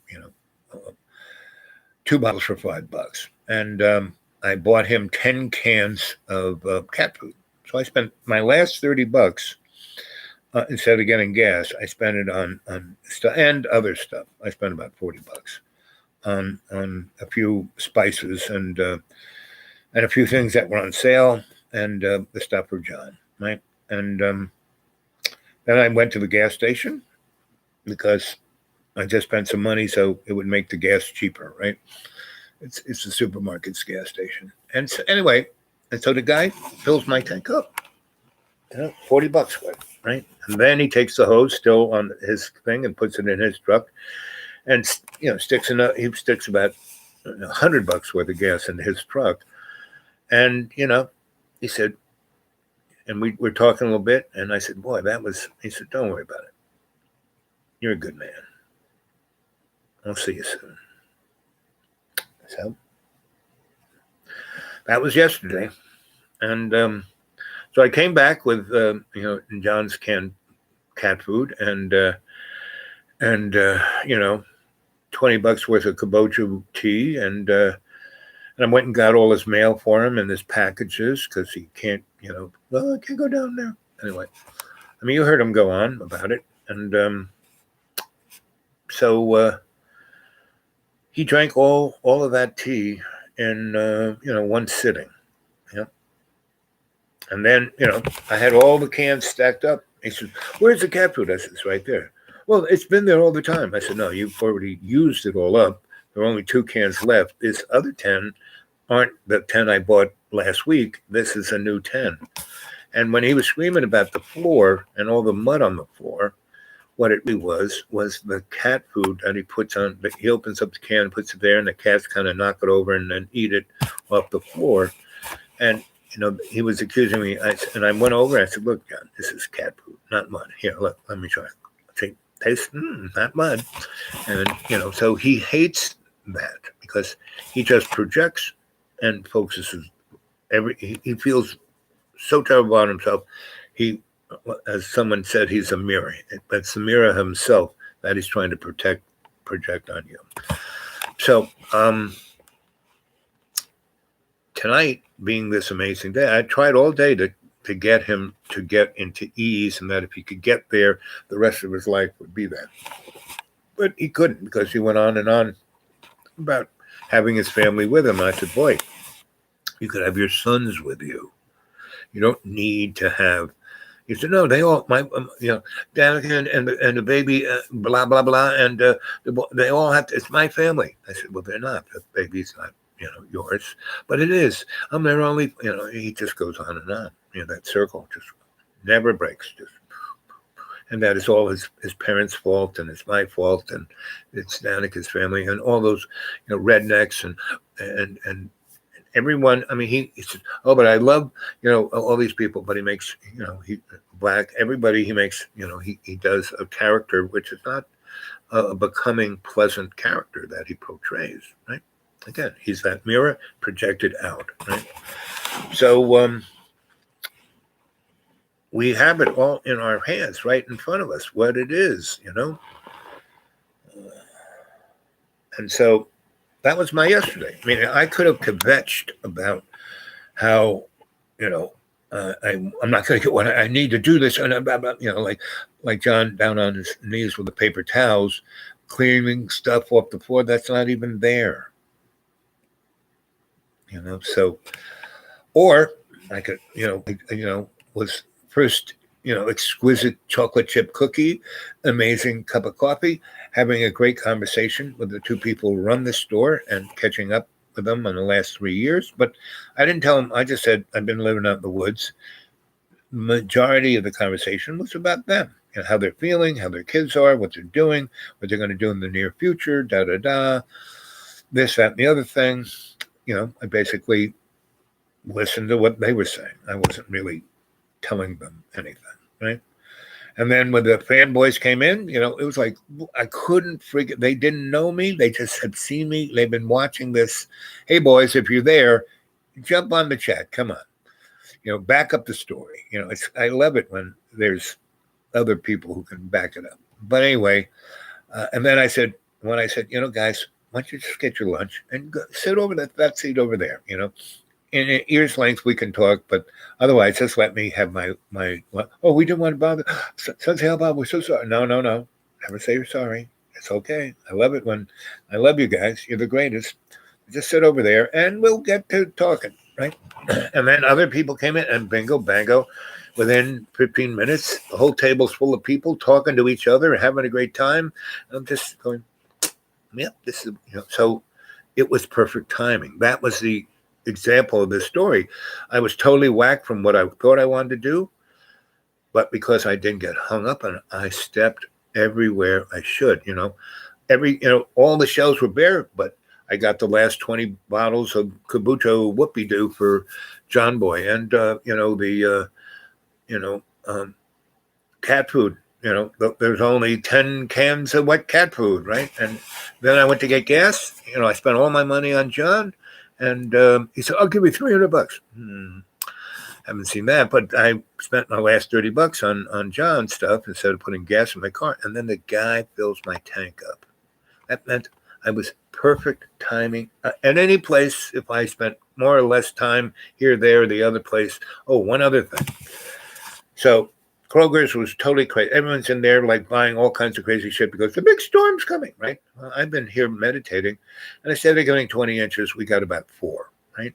And we did get a lot of ice, but it was like mounting up on ice, and ice can take down power lines and trees, and I just kind of was like, and the ice coming out of the sky turned to rain, right? And then things started melting. So that was just enough that the trees aren't going to be laden down with ice and smashing down the power lines, right? So it's all about timing, and that's what this show's about. You have this amazing opportunity that's above us to just have conscious intent with the life you want. And then from that point on, be the best you can be, do the best you can do, and don't worry about being perfect. Why John is important is that he is the canary in the coal mine. He is the example. He is the people's saint of truth, because he shows us right there, what not to do, right? I mean, he has this great opportunity. We'll go to go to L.A. You can do that. I'll go with you. I'll be your back. Because I know if I went with John, boy, I would step into some crazy great stuff, and I would do it. I wouldn't feel okay. No, I would just do it.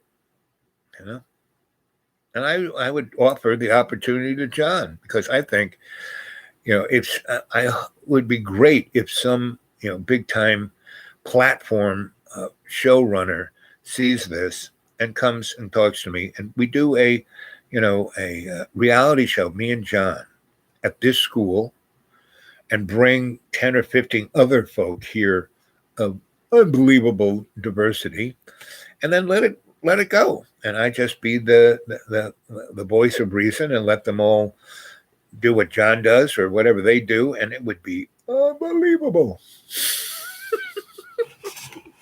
Ratings gold. But I'm not waiting for it. There's other stuff. I mean, what the next train coming by, I'm jumping on it. I mean, I used to ride the rails, and a lot of these guys knew where every train went, what time they were. They had the schedule down. Me, no. If I found a place where I could get on that train and it was kind of going in the general direction, but I thought I might want to go, I would get on it. And then an adventure would ensue. Because the first train I ever got on, I was wearing my prep school uniform. I think I told you this. That was a train that came right through our school, and it usually was a tremendously long train. So it went up a hill to get to where our school was, because it was a golf course, our school. And there was this hill that the railroad track was cut into, and you could just wait on that hill. And when a boxcar would go by with an open door, you could just step in. It was right at the same height. And because those trains were so long, they would be moving about 5 miles an hour. So it was real easy just to step in. And so we would instead of walking at 10 miles down the hill and then up the hill, we would get on the train. It would take us downtown. And again, it would go through the yard and it would go right by, uh, where they would take the stuff off, so it's at the same height. And again, it would be going through the yard doing 5 miles an hour, 3 miles an hour. And you would just step out of the boxcar onto the platform, walk to the things, the block over there was downtown. So that's how I learned how to ride the rails. And one day, I'm going downtown, and I'm not with anyone. And the train comes up there. I get on, but when it's going down the hill, it goes faster and faster and faster, and does not go through the yard. It switches before the yard and gets on another rail heading north, and just goes downhill and goes faster and faster and faster. And I end up in Toronto, 16 hours later. And luckily, it was springtime and not wintertime, because I just had my little, I was just wearing my prep school uniform. So I pull into the rail yard and I'm asleep, and I wake up with this guy kind of not kicking me, but nudging me with his foot. And it was, a yard bull. And I look up, and I'm in a prep school uniform. He goes, "Kid, what? He's like, he just can't, I'm not a bum. I'm not a hobo. I'm not, I'm a kid who's like well-dressed, clean, and asleep on the floor of a boxcar." He goes, "Where are you from?" And I tell him, I said, "Kid, that's about 1,000 miles from here." And I go, "Really? That's why it took so long." And he called up my headmaster. Was he ever pissed off? He was losing his mind. That's why that guy hated my guts. I would do shit like that. And so he had to come and get me, because he was responsible for me legally, because I'm at his school. They can't just stick me on a bus or something, because they don't want to pay for it. They said, he can stay here at the yard. It's not they had a motel, but they had a place where guys who weren't running, locomotive guys and switchers and all those. And they had a place that was like a motel. They had rooms, and it was like a motel, but it wasn't, it wasn't a motel, but it was like a motel. And they said, he can stay here for 24 hours. Then we're going to turn him over to police. And then that's going to be your problem, because it's this guy, because I did what I did, I broke rules. I don't know about laws, but rules, but he's responsible for it, right? Because he's responsible for me. So he had to drive all the way up there, and he doesn't drive. His wife drives, she was a real case. And now I gave them total reason to really be upset with me, because, the first thing I was there, I'd gotten thrown out of another prep school. So they had guys like me, instead of being in dorms with the other boys where we might contaminate them, I was in their basement with 5 other guys who all got thrown out of other schools. And everybody there was super rich but me. My parents were like upper middle class. But because of my cardinal godfather, I got to go to this place. So anyway, so we were isolated from the rest of the school. So that was great, because nobody watched after us. We went to class, and then they took us in a little minibus and dropped us off, and we stayed in the basement. But when the winter came, we would be out there in the snow, rock. We got so much snow there. We go up to the roof, slide. We took these trays from the dining hall and brought them over there, and we would slide down the roof of this 3-story house. We go through the air, boom, into gigantic snowdrifts. We do shit like that. And we get totally shocked between the sweating and the snow, and I would put my sweater, I had this big heavy sweater, and I put it on this lamp that said, "Do not dry things, this will cause a fire." But I normally kept an eye on it so it didn't burst into flame. But I put it on there, and then Star Trek came on. It started coming on in the afternoon. So we went down to watch Star Trek, and I forgot all about my sweater until we could smell the smoke in the basement. And this was like up on the 4th floor. So I went up there, and the whole friggin' room is about to burst. I mean, the lamp's on fire. The curtains are starting to catch fire. And once that hits the roof, and it's all gone, right? So I had this big metal chair, and I smashed the window and kind of grabbed the top of the thing that the curtains were, and everything burning went straight out the window. The lamp, curtains, everything. Nothing else was burning. And the whole house was full because the curtains were, polyester or acrid plastic smell. But I thought I was a hero. I saved the house, right? And they didn't look at it that way. So I would kept doing things like that, right? And other people thought that was pretty interesting. There were a lot of professors, teachers, and housemasters who liked me a lot because I didn't lie, I didn't cheat, didn't steal. I was really well read, and I listened because I still had issues with talking, right? And so anyway, that was that. So he had to come. He and his wife had to come and get me, and so when they got me, they had to, they had a choice to stay in that railroad motel or go into town and stay at a big hotel. Anyway, no. I mean, it was nice. It was like a motel, right? They wanted to go into the hotel, so we did. And they basically, said, you have to stay in this room. We're getting a room. So they got me like, a dog catcher's room. I mean, actually, the railroad motel was better than the real fancy hotel, but the place I was like a cell. Anyway, I wasn't allowed to go get anything to eat.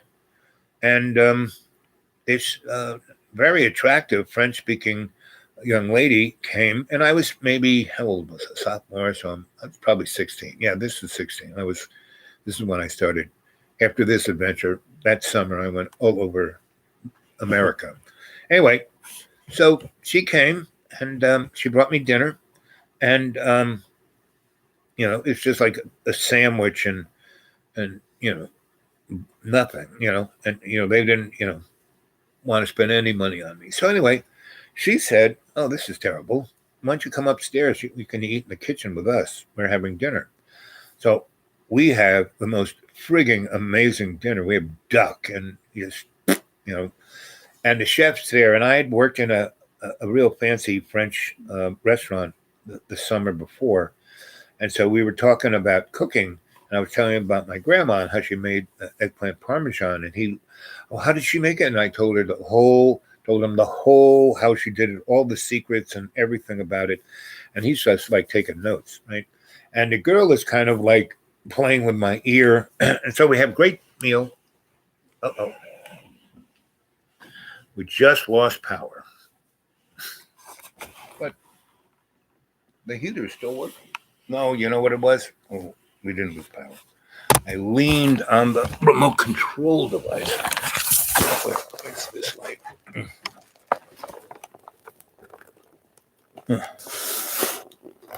There we go. My artificial sun here. Where is the remote control? I'll find it. But the electricity didn't go out. The heater's still working. So I'm going to turn this off. You can see me this way. This will be the end of the show.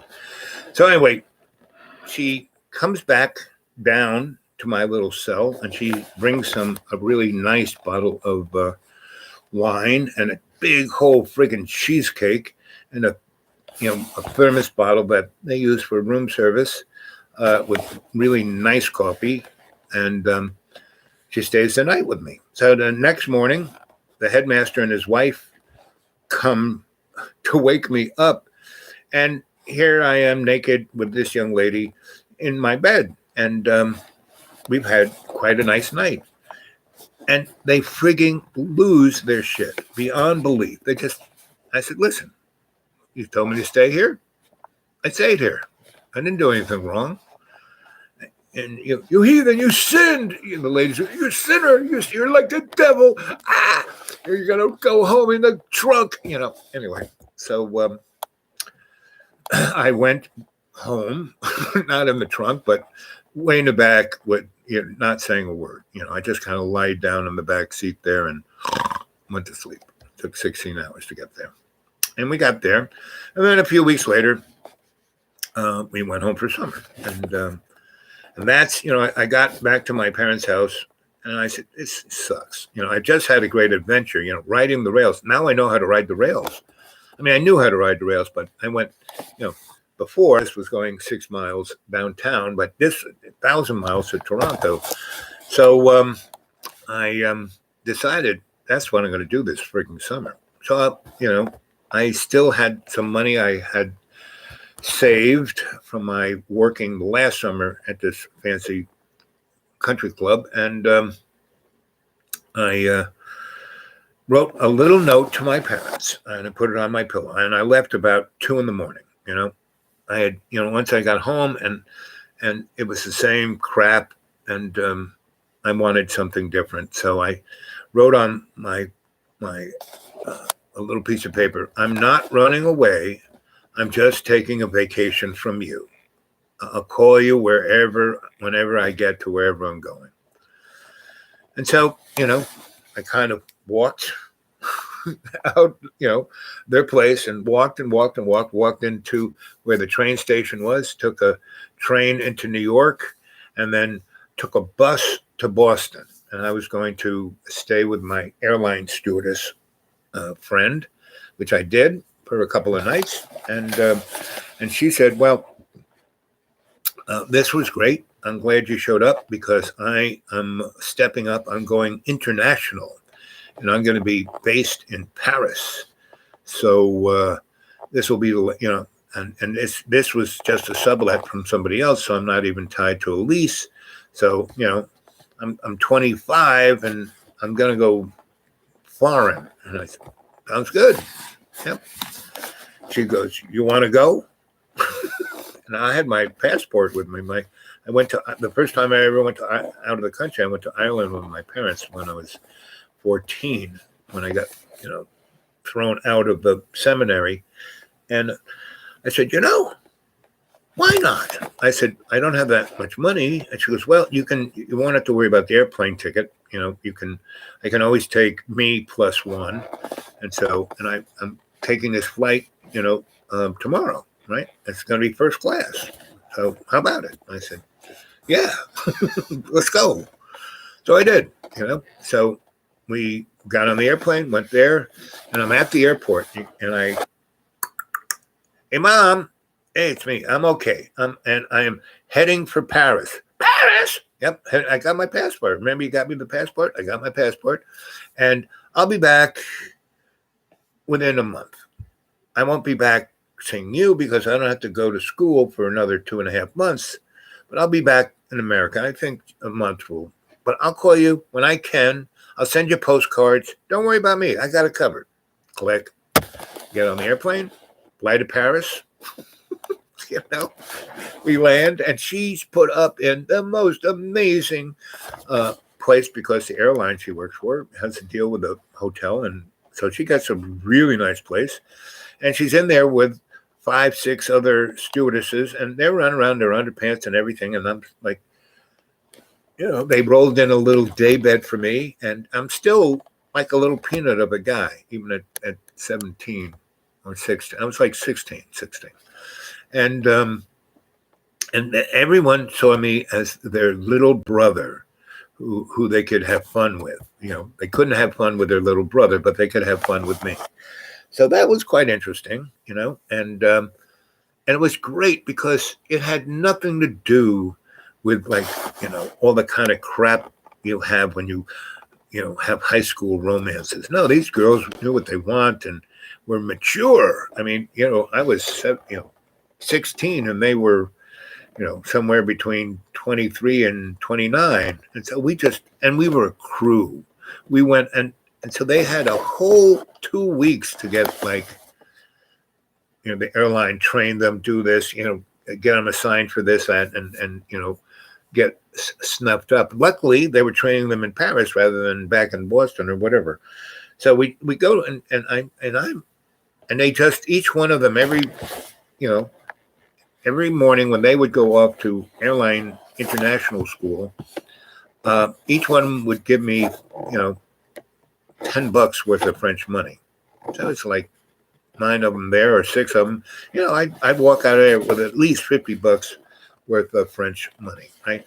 And that was way more than I needed to be there for a week, let alone every day. So I went to the museums, I went to the galleries, and it was like being in New York City.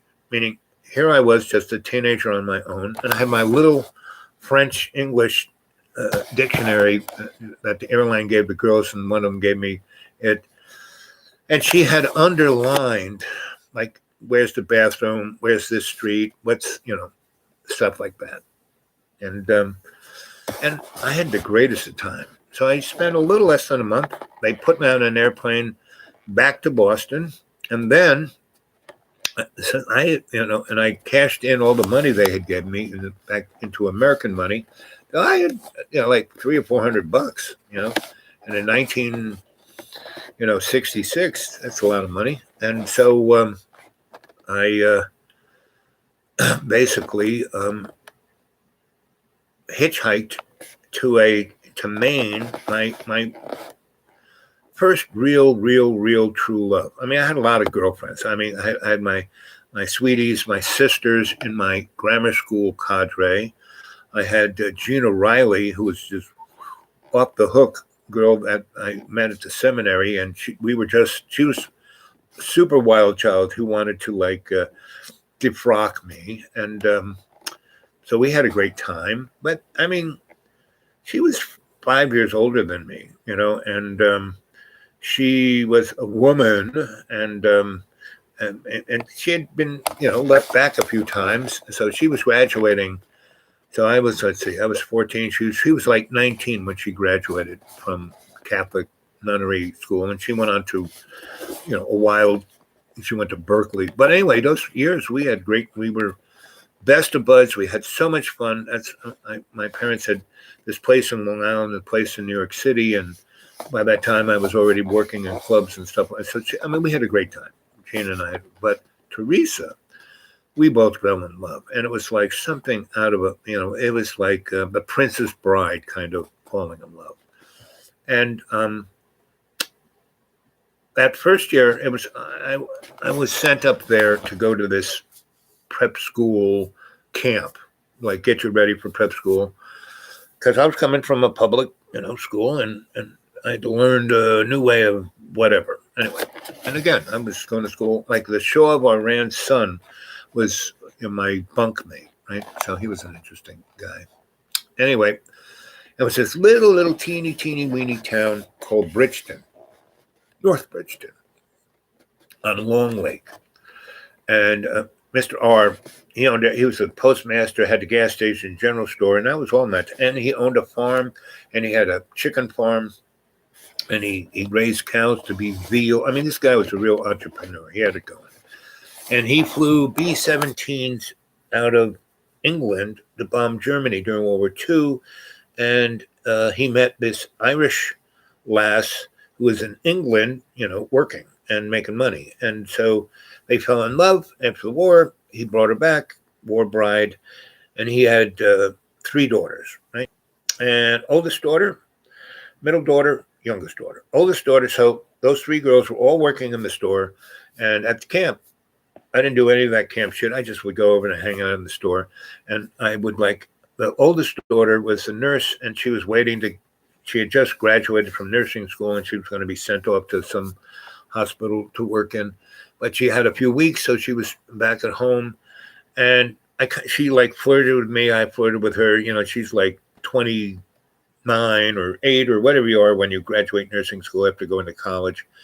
But she says, "Oh, you're just so cute." She pinched my cheeks. Second daughter was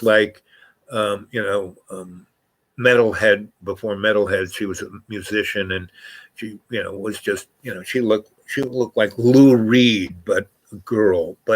And so she went off to Boston to study music. So Teresa was the last one, right? And she was my age. And and she watched this, and she saw her older sisters say, "You're so cute, you're interesting." So she was like, maybe he is. And so we just really just connected. And it was so cute because we never, ever thought of sex. she was an amazing athlete. She was an Olympian skier at that age, right? And she was on the Olympian team. She was going to be a great Olympian skier. And her father was a skier, and he was so proud. He brought all those girls up to be men, and his wife brought them up to be queens, right? So they were all that, right? So, and that's why all three of them really liked me, because I wasn't scared of them. I thought they were great people, you know. Anyway, so Teresa and I just hit it off, and she was an amazing athlete. So there was a prep school there, and the boys went there. So we played tennis. She was a tennis player. She sailed like couldn't, right, and bike riding. And then Mr.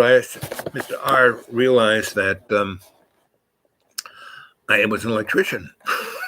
So he had this cow barn that just was not working, and so I fixed it. So once I did that, and I did it like, he had guys up there, oh, it's going to cost, thousands of dollars, blah, blah, blah. And I said, no, well, we'll take care of this. Where's your tools? And so I did it in like less than a week, right? And Teresa was my helper, and that's, we just had the best of freaking times. And Mr. Ryerson said, wow, now this, in this prep school, there are all these jerk-off guys who are just trying to get in my daughter's pants. Now, here's a guy who totally respected all three of my daughters, and it's obvious that these two really, really love each other, and he's just being the best guy I've ever seen. I can't believe this. And he fixed my barn. I can't believe. Now, if anyone's going to marry this one, this is the boy, So he was very supportive of the relationship. His mother, Mrs. R, she loved me, So, and I spent more time with them that summer than at the prep school, right? Because they didn't care. They were getting the money. They didn't care. There were no tests. There were no nothing. They didn't care. As long as you didn't make any trouble or do anything bad. And Mr. R, he owned the town. So the people who had happy that I was making him happy. So that was a great summer. So when I get back, flying to Boston, I got like $300 in my pocket. I get a bus ticket to get as close to, the Long Lake Lodge as I could get. And that's why I got into lodges. That's why I call my place a lodge, because of this place. And it had nothing to do with them. It wasn't even in Bridgeton, but it was out in the woods. And it was like some hunting lodge, but it was like totally, no one used it, off the grid. But that was Teresa's, that's where she went. And so that's where we went, right? And it was like right next to the lake, and she had her little Blue Jay sailboat, kind of, there wasn't a dock, but she was stronger than pull that boat up under the ground. And there were loads of hiking, and she was the first person I ever knew who rode a bike through the woods, like over the logs and over this and over that. And she kind of wanted me to do that. And I said, I barely ride a bike. I'm not doing this. I'll watch you do that, I'll walk behind you. I'll carry the... Anyway, so we just we just loved each other. We're just sweet on each other. We just had so much fun. Just amazing fun. And she had a little shade of manic depression. But being with me, not a twitch. And her mother told me this, like, that summer, once we were being this amazing couple, she goes, "You're the best medicine this girl's ever had," and I love you for that, right? So, and these are all things I had not a clue that I was doing, It wasn't until I was really 50 that I realized that A, no one thinks like I do. B, no one has the world view. At least I haven't met anybody who had the world view that I have. Some come close, but they got their own version over here. But anyway, we were just meant to be and smitten and just totally amazing. And so anyway, that summer is amazing, and so I go back home, and I go to my sophomore year, and it's John goes on, but I was picked on. No, this the first freshman year, there were people trying to kill me. I ended up in the hospital twice because I was beat down, and And those people, that was like part of the tradition of that school. That's why I reacted like, I'm going to burn this place to the ground. you know, I felt like I was in the French Resistance. And then the second school, not as bad because everyone in that school screwed up and they were super unbelievably rich. I mean, wealthier, like, John's family compared to the people I went to school with are like paupers. I mean, pretty much everyone in America is a pauper, even if they think that's the illusion. People are made to kill each other just so they can buy a nice car. It's like, anyway, so that whole year, that I, did things, and half the school, none of the teachers wanted to kill you. First of all, there was no religion in that school. Headmaster was a whack job. His wife was a sociopath. His kids were psychotic who taught there, but everybody else in that school was great. Those teachers were great, and it was like two schools: headmaster and his family, and everybody else. And there was maybe 30% of the teachers were just out of college, and they were draft age. And one thing that could get them a deferment was be a prep school, high school teacher. So they all took the job, and the headmaster paid them nothing, like maybe $800 a year, but you get your room and board, right? You don't go to Vietnam. I mean, he knew what he was doing. And my thing is about to run out of juice. Where is this? So anyway, I'll keep telling the story while I look for the cord. Get this thing to work. Where is this thing? Come on. There we go. Is this it? No, that's that. What's the other one?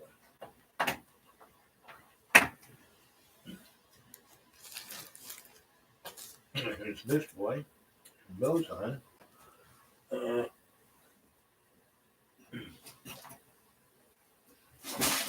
Okay, here's this. Yeah, no, that's that way.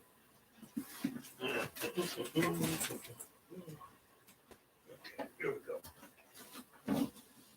Yep, here we go.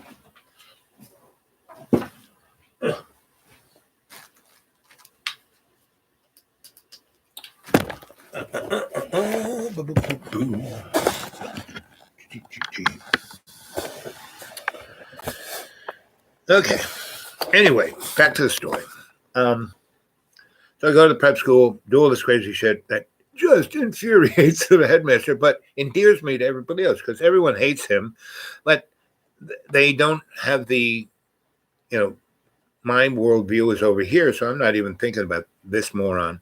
I'm more connected to these teachers. And these guys who aren't rich but are teaching the richest people on the planet, they got this idea that if they change us, we might change the world.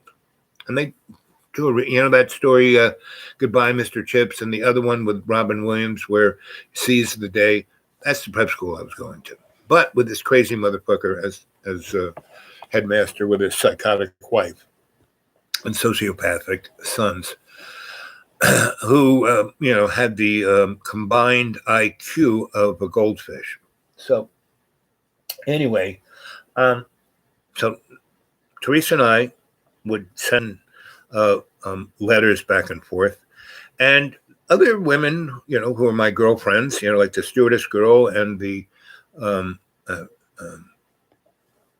my friend who, was my girlfriend when I was in the seminary, Gina R. She anyway. So they were all, and so I was getting all these crazy letters, and the mailman would kind of smell them, and they would make art on them, and he would always bring me these, and so every week I got 3 or 4 letters from these girls, right? And everyone barely got a letter from their parents. I had a roommate whose father was the CEO of Seagram's, and the kid would get a letter once a month, and it was typed by, it was the same letter over and over again, typed by not his father's secretary, but the third secretary down, and there'd be a check for $1,000. right? And one day I come in and he's like throwing shit around the room, and he's tearing shit up, and he's crying. I go, "Bud, what's up?" And he goes, I get the same fucking letter, blah blah blah. Anyway, so I look in the garbage pail and I put it together and I read the letter, and then I put the check together. I said, "Do you get $1,000 from your father every month, twice a month?" It's like I worked a whole summer and I saved $800. Anyway, so that guy would just he just I've been doing this for 80 years and never seen any mail like this. Who are you and who are these people? And so that was my year there. So I get these great. I lived. My parents never sent me a letter. Never sent me anything. Not even a check for 25 cents. So that's what was keeping me alive. Plus all these great teachers, right? And that I read all the stuff. Yes, I couldn't speak that well, and writing, forget that, because I couldn't see. And so, but we would have these amazing conversations, and so I had about 6 teachers who were like, "Whoa." And, they were like Plato. I was like Socrates, or it was like this interesting relationship. It was probably one of the, other than the Marinols, it was one of the better mentor,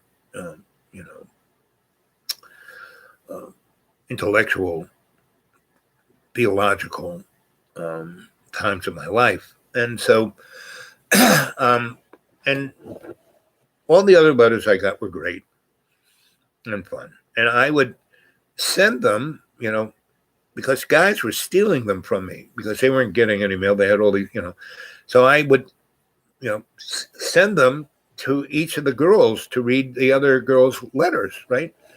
And instead of them being jealous or upset, or especially Teresa, she thought it was great. She had, I miss my older sisters. Now I have 2, new older sisters, and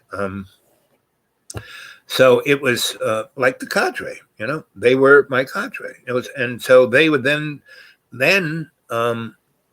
when Teresa started, being, I mean, she was at races, but she was in that, Olympic school. So she would go to different, Colorado, this place, and she went overseas once. And she met one of my friends over there. She went and met some friends in Colorado. So she were meeting all these people I knew. And it was like changing her whole texture of what the world and life, and why she shouldn't be depressed. That there was a real world out there, that she was going to really have an amazing life. And she had me as her boyfriend, lover, best friend, and that I was so totally open about everything and shared everything I did with her. Wrote her stories about what I was at school, and I could write to her. She could read my chicken scratch. My mom and Teresa were the only 2 who could read that. So anyway, we're building a stronger. So next summer, when I, decide when I get out of this prep school that I'm not just going to friggin' stay at my parents' apartment and work, and so, and I talked to my real father, Mike, and my grandpa Stoll, said, "Okay, I need what I've been going through. I need a little space, and I'm going to, take a road trip, I'd say, well, we got you covered, we're still putting money in the bank for you. You need any money?" So yeah. So I took some cash from them, and had my $800 from the summer before, and probably had almost $2,000 in my pocket when I struck out, for my adventure. And so it was all, so I had everything taken care of. I basically ignored my parents and just left them a little scratchy note. "Don't worry, I'm not running away. I'm just taking a vacation from you." And so when I got back from Europe, and then what I did was I got a bus and went to as close to Long Lake I could get, which was about 40 miles. And I hitchhiked at night, right? And Maine is like nobody's up there. Luckily, it was freaking, summertime. And it was beautiful. There was no moon. The stars were like Vincent van Gogh's Starry, Starry Night. And it was this big forest on one side, and big fields on the other. And the direction I was heading was in the direction the big field, the field was on the side I was on, and the trees were over on the other side of the road. And man, there were all kinds of eyes watching me, right? And there was every kind of energy, animal energy, dimensional energy, all kinds of energy, right? And so I got a ride from where the bus drove me for maybe 10 miles, and then the guy was going that way, and I was heading that way. And he goes, "You got another 60 miles to go. It's not, nobody's going to be, you're going to like be walking that 60 miles because no one's on this road, period." And during the day, maybe. Anyway, so hitch hours. I just kept walking. I wasn't doing this, but when I saw lights, I'd turn around, I'd be back. Right. So anyway, I, walking, and all this energy's out there. And it was really interesting because I went into state. Now, I hadn't met, well, that's not true. I had met a number of people who, Madam Ogle Kluver, who had the Curiosity Shop on Lexington. She taught me how to go into state, not how to meditate. She didn't call it meditation. She called it going to state, right? So I was just walking, and I could see. It's like my eye, this eye turned into infrared. I could see everything out of this eye, right? And this ear was giving me the Doppler effect, how far things were, and so nothing was a threat. Nothing was coming at me, but it was quite interesting because there was all kinds of shit in there, especially dimensional shit, right? And there was I had a friend, I still have that friend, who was hurt in the forest, and a Sasquatch picked him up and took him back to his home, and he walked through a waterfall, through a rock, boom, into another dimension. That was like super duper technological spaceship, and everybody in it were, Bigfoots, right? And so my friend took me one day. He said, "I want to show you something. These people would like you. Normally they don't like humans. They say we don't smell good." And so he took me to this place in the woods, and he kind of whistled, and out of the waterfall came this 8-foot hairy thing, and came over, had the biggest smile on his face. He was just such a sweetheart, and he was totally telepathic, right? And so, my friend said, "This is my best friend.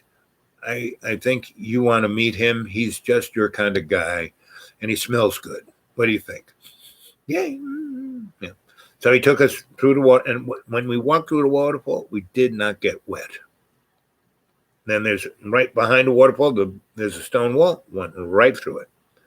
That's a sidebar. So anyway, up there in that forest, all this stuff, I did not feel one lick of scared or fear or any, nothing, right? All I could think of was Teresa's beautiful energy and her family's love, right?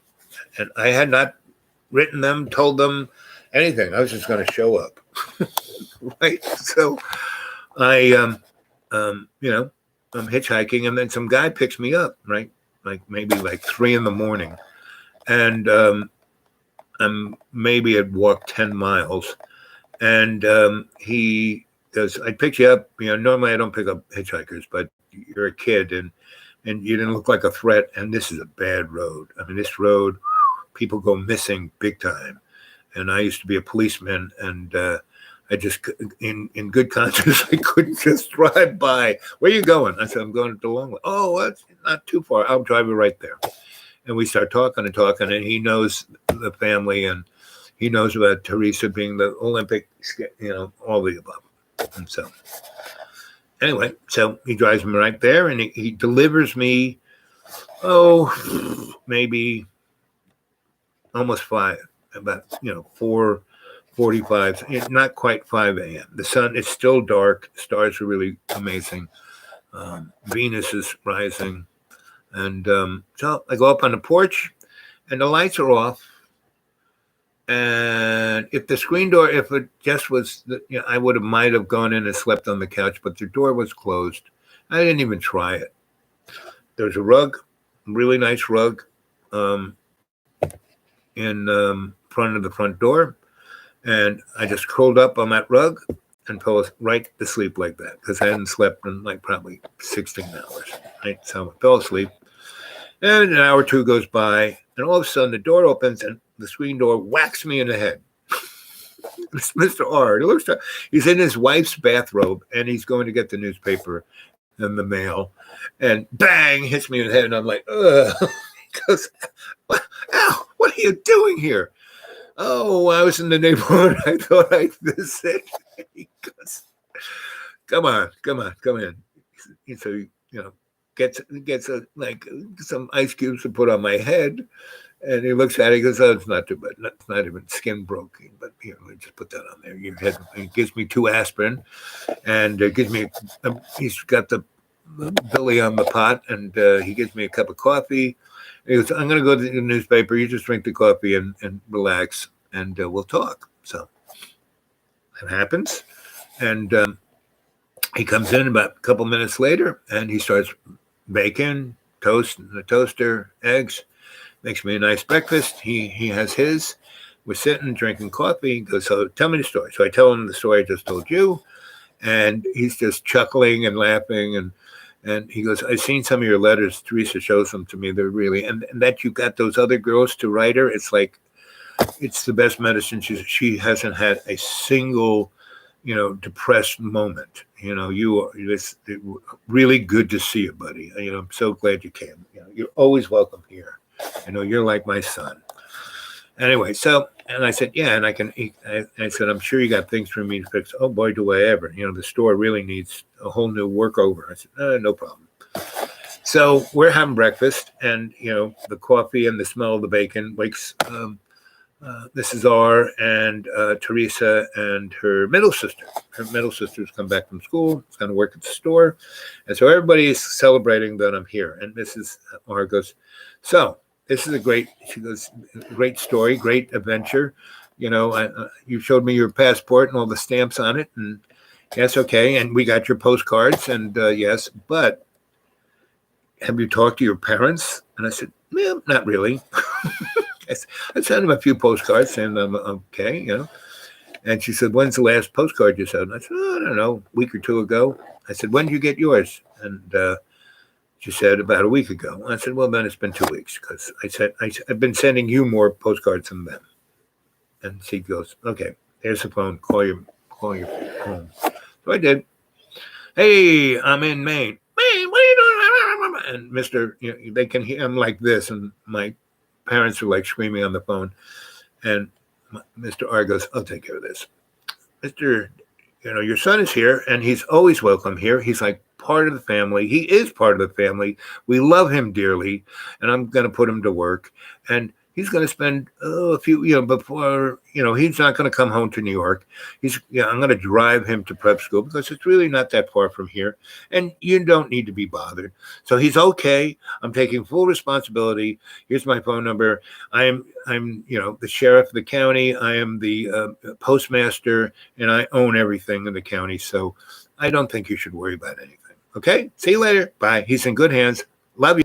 And that was it. I didn't really talk to my parents. July, August, September, November, December, till I went home in December. That was it. Not a word. And that's how I dealt with my family. I had nothing to do with them, right? And so, and they were good. I mean, they bought me clothes. They sent me to these schools, but they weren't paying. That's neither of those 2 schools, those super duper prep schools, they did not pay for. My cardinal godfather did, right? Now they had the cash, but they didn't pay for it. But anyway, that's another story. I never got a bicycle. I rode my sister's pink bicycle, which I thought was cool. Had streamers on it, and I didn't like the boys' bar there. I liked that I didn't have to, because I was a little kid, to put my leg over that thing was like anyway. So that was a great summer. Me and Teresa It was the best, right? And we had graduated from you know holding hands to smooching, right, and to cuddling. And his parents seemed to, because we'd be watching television, be on the couch, and there was a big easy boy recliner that Teresa and I could fit in together. And the girls, the middle girl, she did not watch TV with the family. We did, and Miss Ryerson, they'd be over on the couch, and they still kissed and hugged in public. So it was like they're kissing and hugging over there. So Teresa would start, doing the same to me. And so it was quite interesting to be making out with these people's daughter while they were making out. That was quite interesting. I mean, that's kind of the free range folks these were. They were just so honest, so real, so unuptight. So their daughter had issues that didn't really, they were more chemically induced and from her chemistry, not things she took, but I mean, that's, manic depression is a chemical. Now, certain emotional things can kick it off. And her father had some serious PTSD from, having 40 missions over Berlin. So, but he never took it on anybody, right? But you could feel he could be anxious. So, it came. So this was my first foray into mental health, other than my crazy family. And so anyway, we had a great time. There was no angst, no anything. Everyone was just having a great time, right? So, October showed up. I had to go get to prep school October 1st. So Mr. Ryerson, Teresa's mom, I think that was it. The other two sisters got back to whatever they were doing. A third one was like she was in Seattle or someplace in the West, so I didn't get to see her. So, where they take me to prep school. They see where it is. I introduce them to all, and everyone thought these were my folks. They were a little kind of looking at, that I'm like making out with my sister, but it's okay. That's Al. No, these are my family, but they're not my parents. And that would and so anyway, prep school started, went back to getting all these letters from all these sweeties of mine and trading them around. And the airline stewardess came back. Being an international stewardess was okay, but she actually liked her run of, she had this apartment in Boston that she could get back into, right? But she didn't have it in her name, but her sublettee said, yeah, you can take this over. And so, because she did the Eastern shuttle, from New York to Boston, New York to Boston, New York to Boston. And then she'd stay in New York with some friends, and it was something easy. And she said that I'm getting almost more money doing the shuttle than I did as international. And I had the experience, that was fun. I did it. It was good. Year, it's okay. So she came back. So that was really great because she would come up and Teresa would take a bus to Boston, and then they would come and get me virtually almost every weekend. We'd stay at the stewardess's apartment, and that was kind of real. And so by this time, we both kind of, she didn't really have sex, but we had everything but intercourse, and she really, really, really wanted to do that. And she had, was on the pill and had a diaphragm, and I knew all the birds and the bees, so we were as far away from getting pregnant as you could imagine. So year was great because every weekend or almost every weekend I had that to look forward to, and everyone jokingly, except for the headmaster, knew that So we would say, "Oh, this is my oldest sister, and this is my younger sister, and we're going to go see my parents in Boston." And so,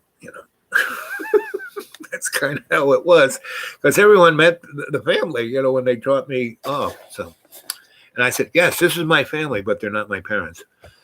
Anyway, so that was, we could do that. So we did that, and it was just the greatest year. Now she's getting more and more and more um, higher up on the levels of her skiing abilities, and she's not having any depression or any self-doubt or any. She's just having a great old time, and she's going balls to the walls, and her parents are just the happiest as clams. Everybody's happy as clams. And around went home for Christmas, and the airline stewardess picked her up and flew her to New York. And we had a great time in New York. And then we all went back. I went to prep school. She got on the bus, went to Maine. And so we're having a great time writing letters. She's sending me photos of all the places she's going around the country. And she's going to go to this big, important, super duper, and she's downhill skier. That's somebody who goes just as fast as you can downhill, right? No real, just as fast as you can. And she goes to, I don't know where it was. I think it was in Pennsylvania. And they had not prepared the slope appropriately. And she was flying down that hill at about 70 miles an hour. And, she hit a patch of ice, and then she went off course, and she hit a dry spot that had no snow, ice, nothing on it, just dirt. Hit that, flew through the air, and she tumbled, and she crashed into the steel and concrete thing in the ground for the gondolas. And it broke her in half, and she died instantly.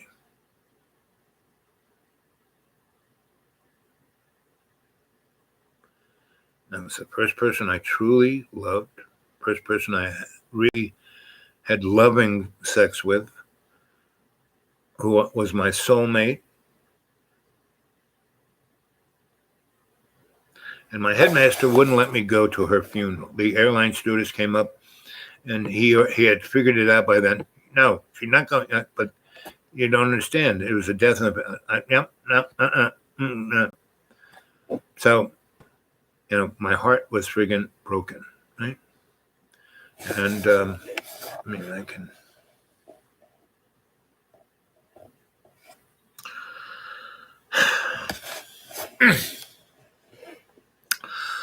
So when people talk about, oh, my life sucks, it's so hard, when I hear John go on about it, and that's one of probably 40 people who I truly loved who died in my life. I had a lot of friends who died of AIDS. I had a lot of friends people I truly, these are all people, not just somebody I knew, I loved. 4 of my amazing prep school teachers, right?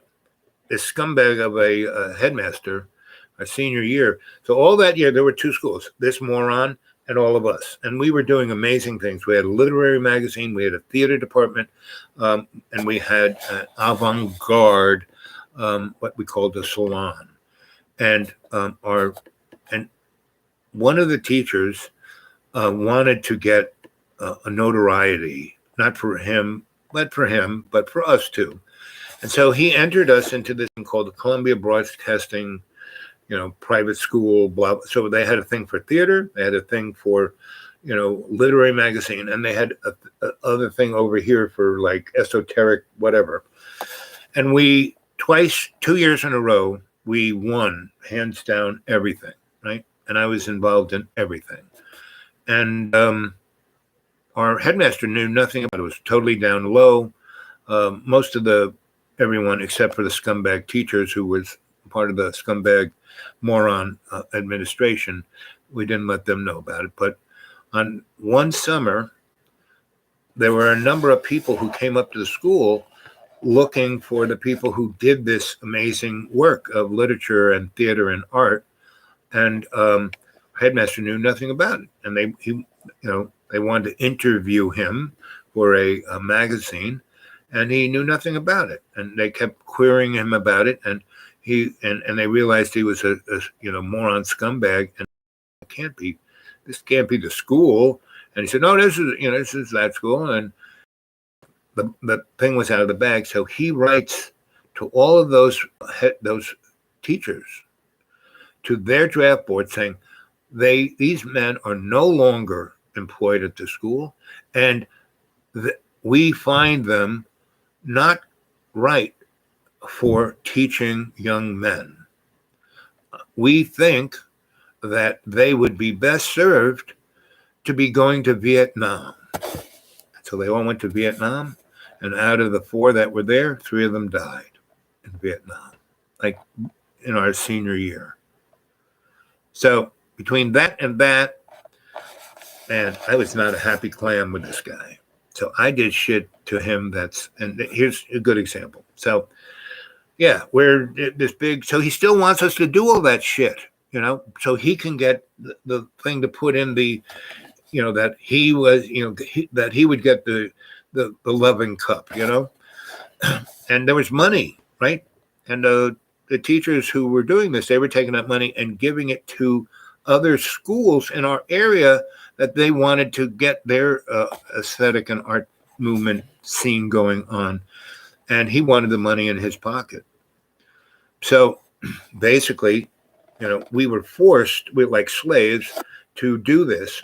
And basically, so when we would go, we would not do like a Ferngully play or, a Shakespearean sonnet, or we would write this stuff that was about him, that just went after this guy and put it in the creative magazine where this, like going after, South African apartheid, So basically what happens before we graduate, this moron, he started the school, but he thought it was his school. No, the board, the people who bought the property, who paid the bills, who paid his check, fired his ass immediately.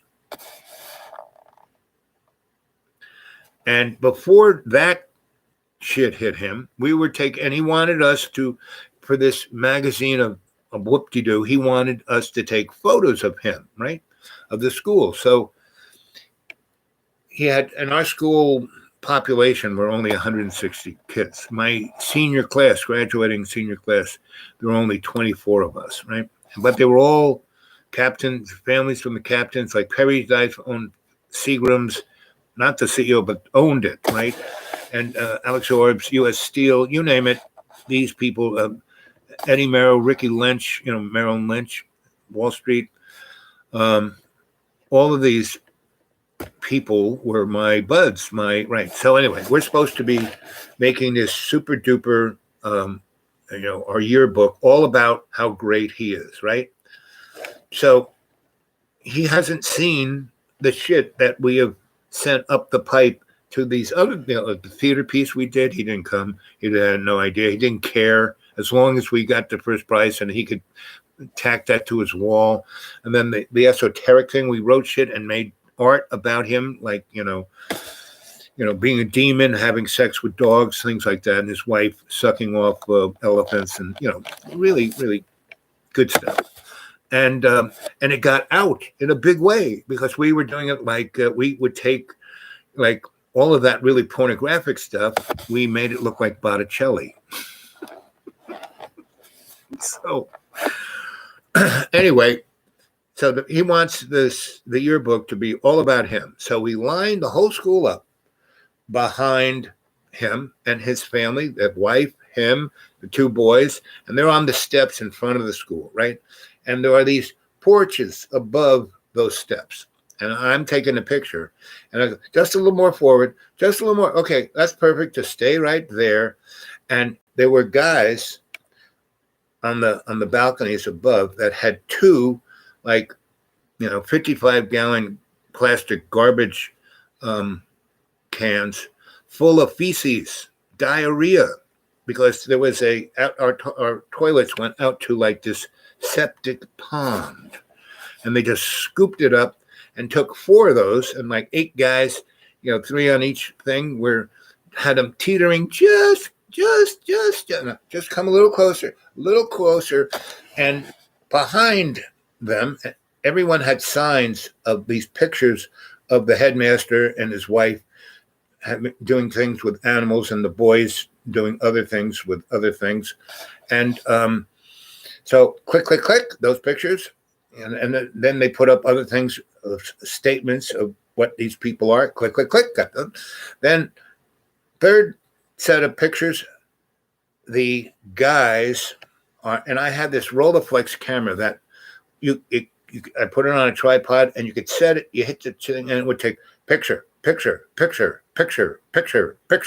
like 15 pictures in about 5 seconds, right?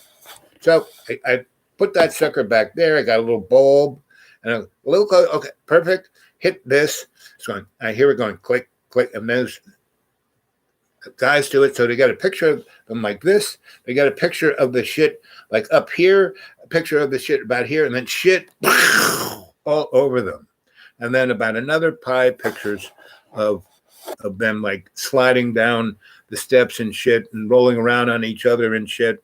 And click, and I'm in there. And I have a strobe, bright light, bang, bang, bang.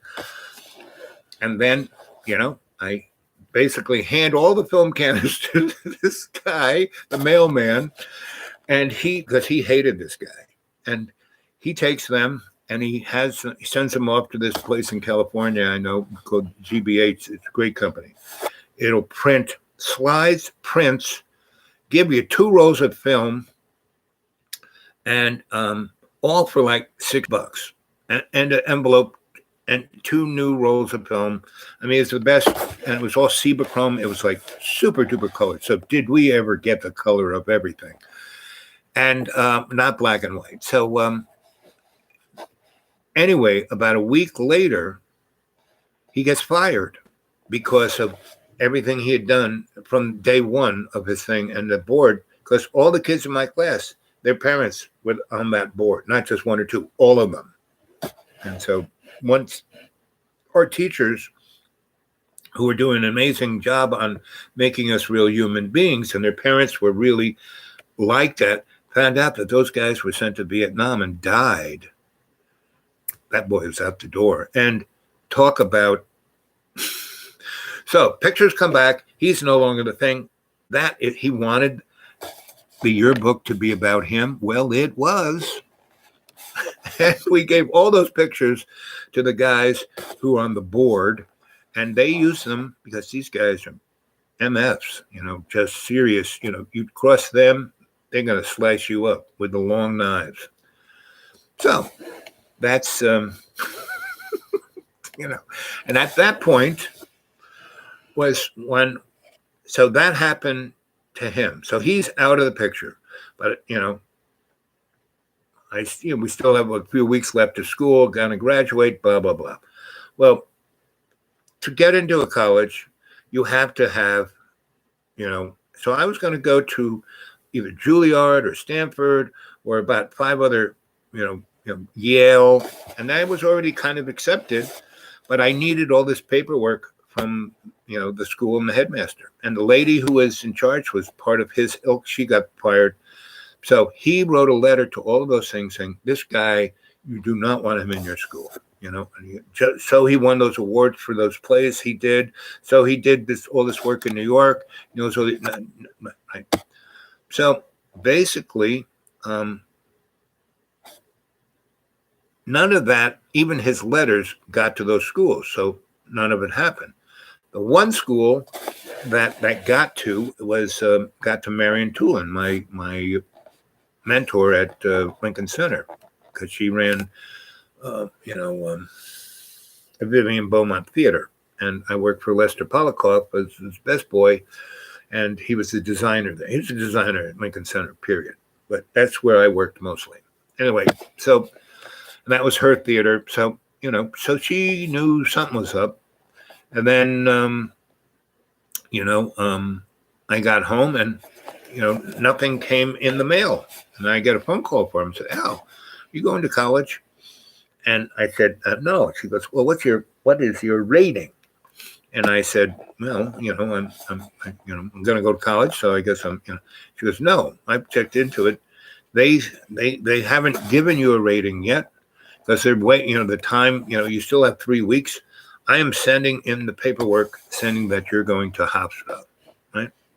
Because I'm going to be their new director, and I've already done the paperwork. It's already done. You're going to Hofstra. You just tell your parents you're going to Hofstra, and I'm going to send all of the packaged work to your home, and your parents can fill all that shit out. But whether they fill it out or not, you're going to school here. Whether they pay or not, you're going to school here. You're not going to Vietnam."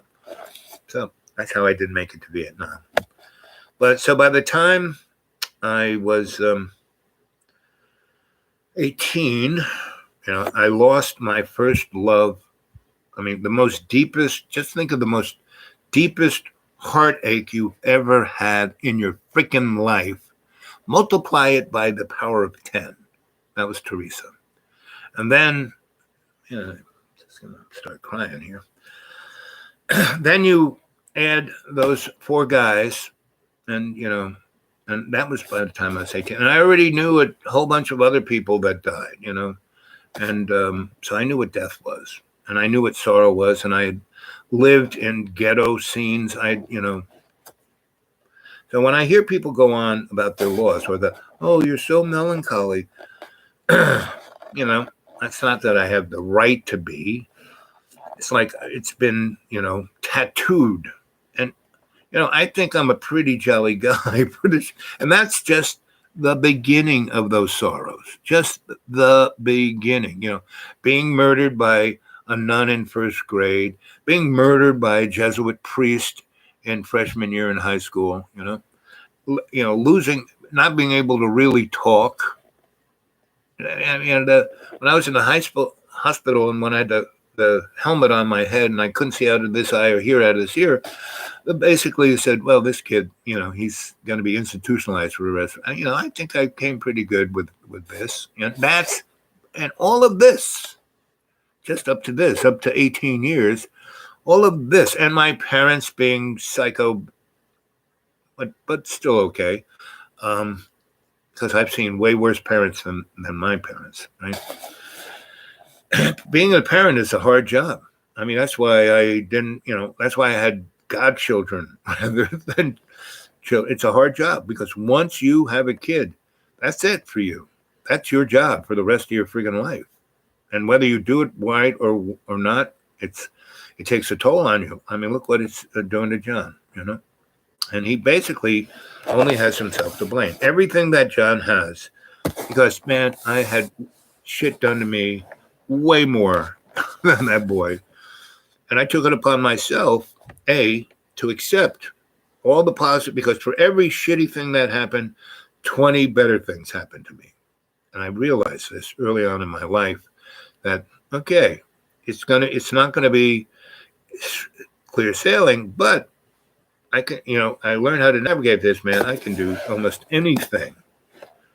And once I learned to master being an electrician, I took that, I can just do anything I can master this. That means I can master anything, right? And we can. That is the beauty of being a human being. That's why we're still here, because we have such great potential and we're still a work in progress. We're not a done deal. We haven't hit the quintessential whoop-de-doo, right? So what are we saying here? Gucci is going to be great, but it's for tomorrow. I thought this was over, so I listened to a coffee shop diner. Gang, when I'm telling a story, it's never over until either the battery dies or the powers that shouldn't be grab a hold. And that's happened twice. I hope those 2 shows get rendered up, and it seems everything is so far rendered up, right? It may have taken things. I may have had to go in there and play with it, but That's what it is. That was such a beautiful story. Anyway, why these stories are great and why they're beautiful and why they're because they're true. They happen to me, and I'm sharing that emotion through this digital device. And not too many people can do that. They can tell a story, they can make a movie, they can do a lot of stuff, but putting this shamanic energy into you guys, only your Sensei Al Bob, your griot, seems to be able. I mean, there are other guys. That's the beauty of YouTube. There's a zillion people on this thing, and there are a lot of really good shows, a lot of good people. And I'd have to say that when I say I'm the only guy doing this, it's not true. What it is I'm the only Al Bob. Now, they are all like, dark journalists. He does this in his own way. Shirley Graceful, she definitely does this, in her own way.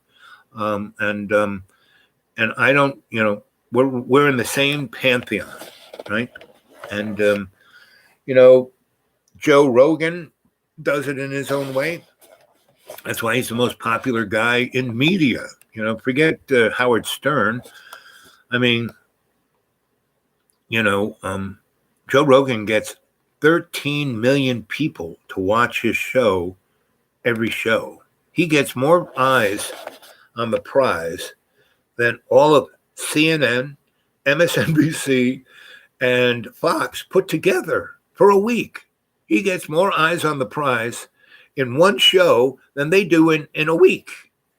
MSNBC, that guy, what's his name? The head guy on CNN, he gets only 600,000 people watch him. He's on a major channel. CNN's been around forever. And I can't believe they still put him on the air, but they got nothing else. So that's why it is. They should put me on. They go up in ratings. Can you see me doing? Have you guys gone and looked at my good friend Awakening with JP? He is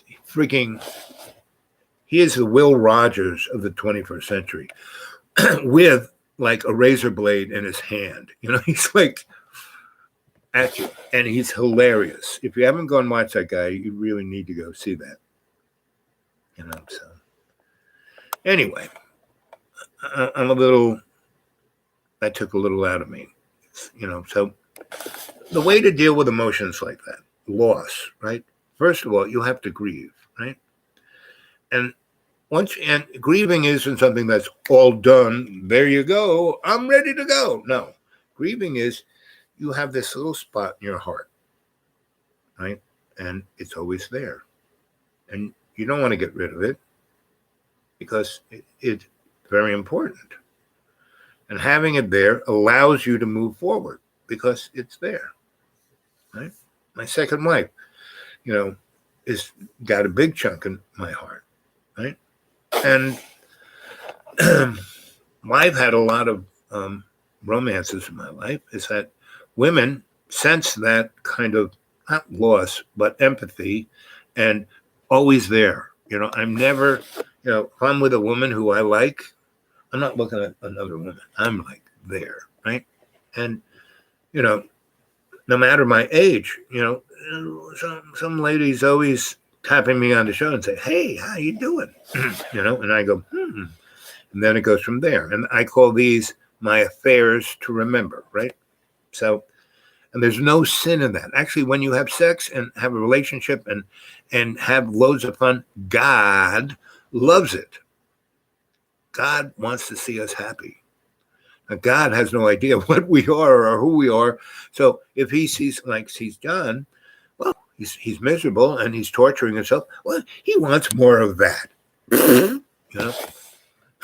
So, no. So when you have a loss, you let it not define you, but give you perspective. I always know it can be worse. So I'm really happy with what I got. But I'm always doing my best, so I always know something better is going to happen, right? So that's why, and I'm not like trying to be the big guy, the most important, the blah, blah, blah, blah. No, I'm just being the best I can be, period. And it's 11:07. That means we got 40 something minutes to focus our conscious mind on our intent for being the best we can be and do our best from this point on for the rest of eternity, right? And don't even think about being perfect. Just do your best. Be your best, right? And to have your conscious awareness of your 360 and your 20. 20, what's that? 20 is this thing that policemen, firemen, military guys, truck drivers use when they're on the bop and they're on like the CB or the radio or your cell phone. So what's your 20? Meaning, where are you at this minute, right? So if you know you're 20 at all times, that means the next step can be perfectly timed. And if you can do that, you can walk on water.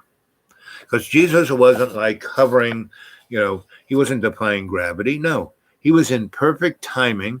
And as he stepped from step to step across that water, there was a fish there. There was a turtle there. There was something that his foot stepped on that allowed him to make the next step and the next step. And he was able to walk on water because he had perfect timing. You too can do that. That, what's his name, Rollins, Tony, whatever his name is, as you're walking on fire, right?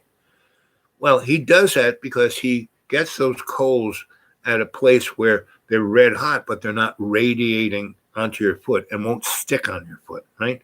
He has you walk through muddy water and then kind of walk quickly across a small, like 4 or 5 feet of, not like 20 feet of coals, but that. And if you do it, focused concentration, know you're 20, perfect timing, foot on the cool grass over there. You don't get burned. You can do this. I know you can do this. You're my cadre. You're our cadre, not my cadre, our cadre.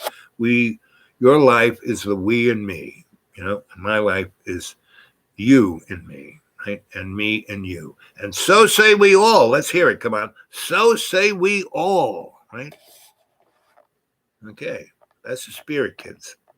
That's where you need to go. It's where you are right now. It's all up to you what you do with this moment from here on in. Okay? So I'll see you tomorrow. It'll be Monday. I'll still be here. We're not going nowhere. I'm not going anywhere till Thursday. Right? So I'll be here. The electricity hasn't gone off, and the house is warm, and all's well. Love you. See you later. Sweet dreams. Again, want to get a hold of me? dudewake42@gmail. Want to throw something in the old PayPal? dudewake42@gmail. dudewake42@gmail. Okie dokie. Love you all. Catch you later. Boop, boop, boop. Boop, boop. Boop, boop, boop. Boop, boop. Boop, boop, boop. Boop, boop.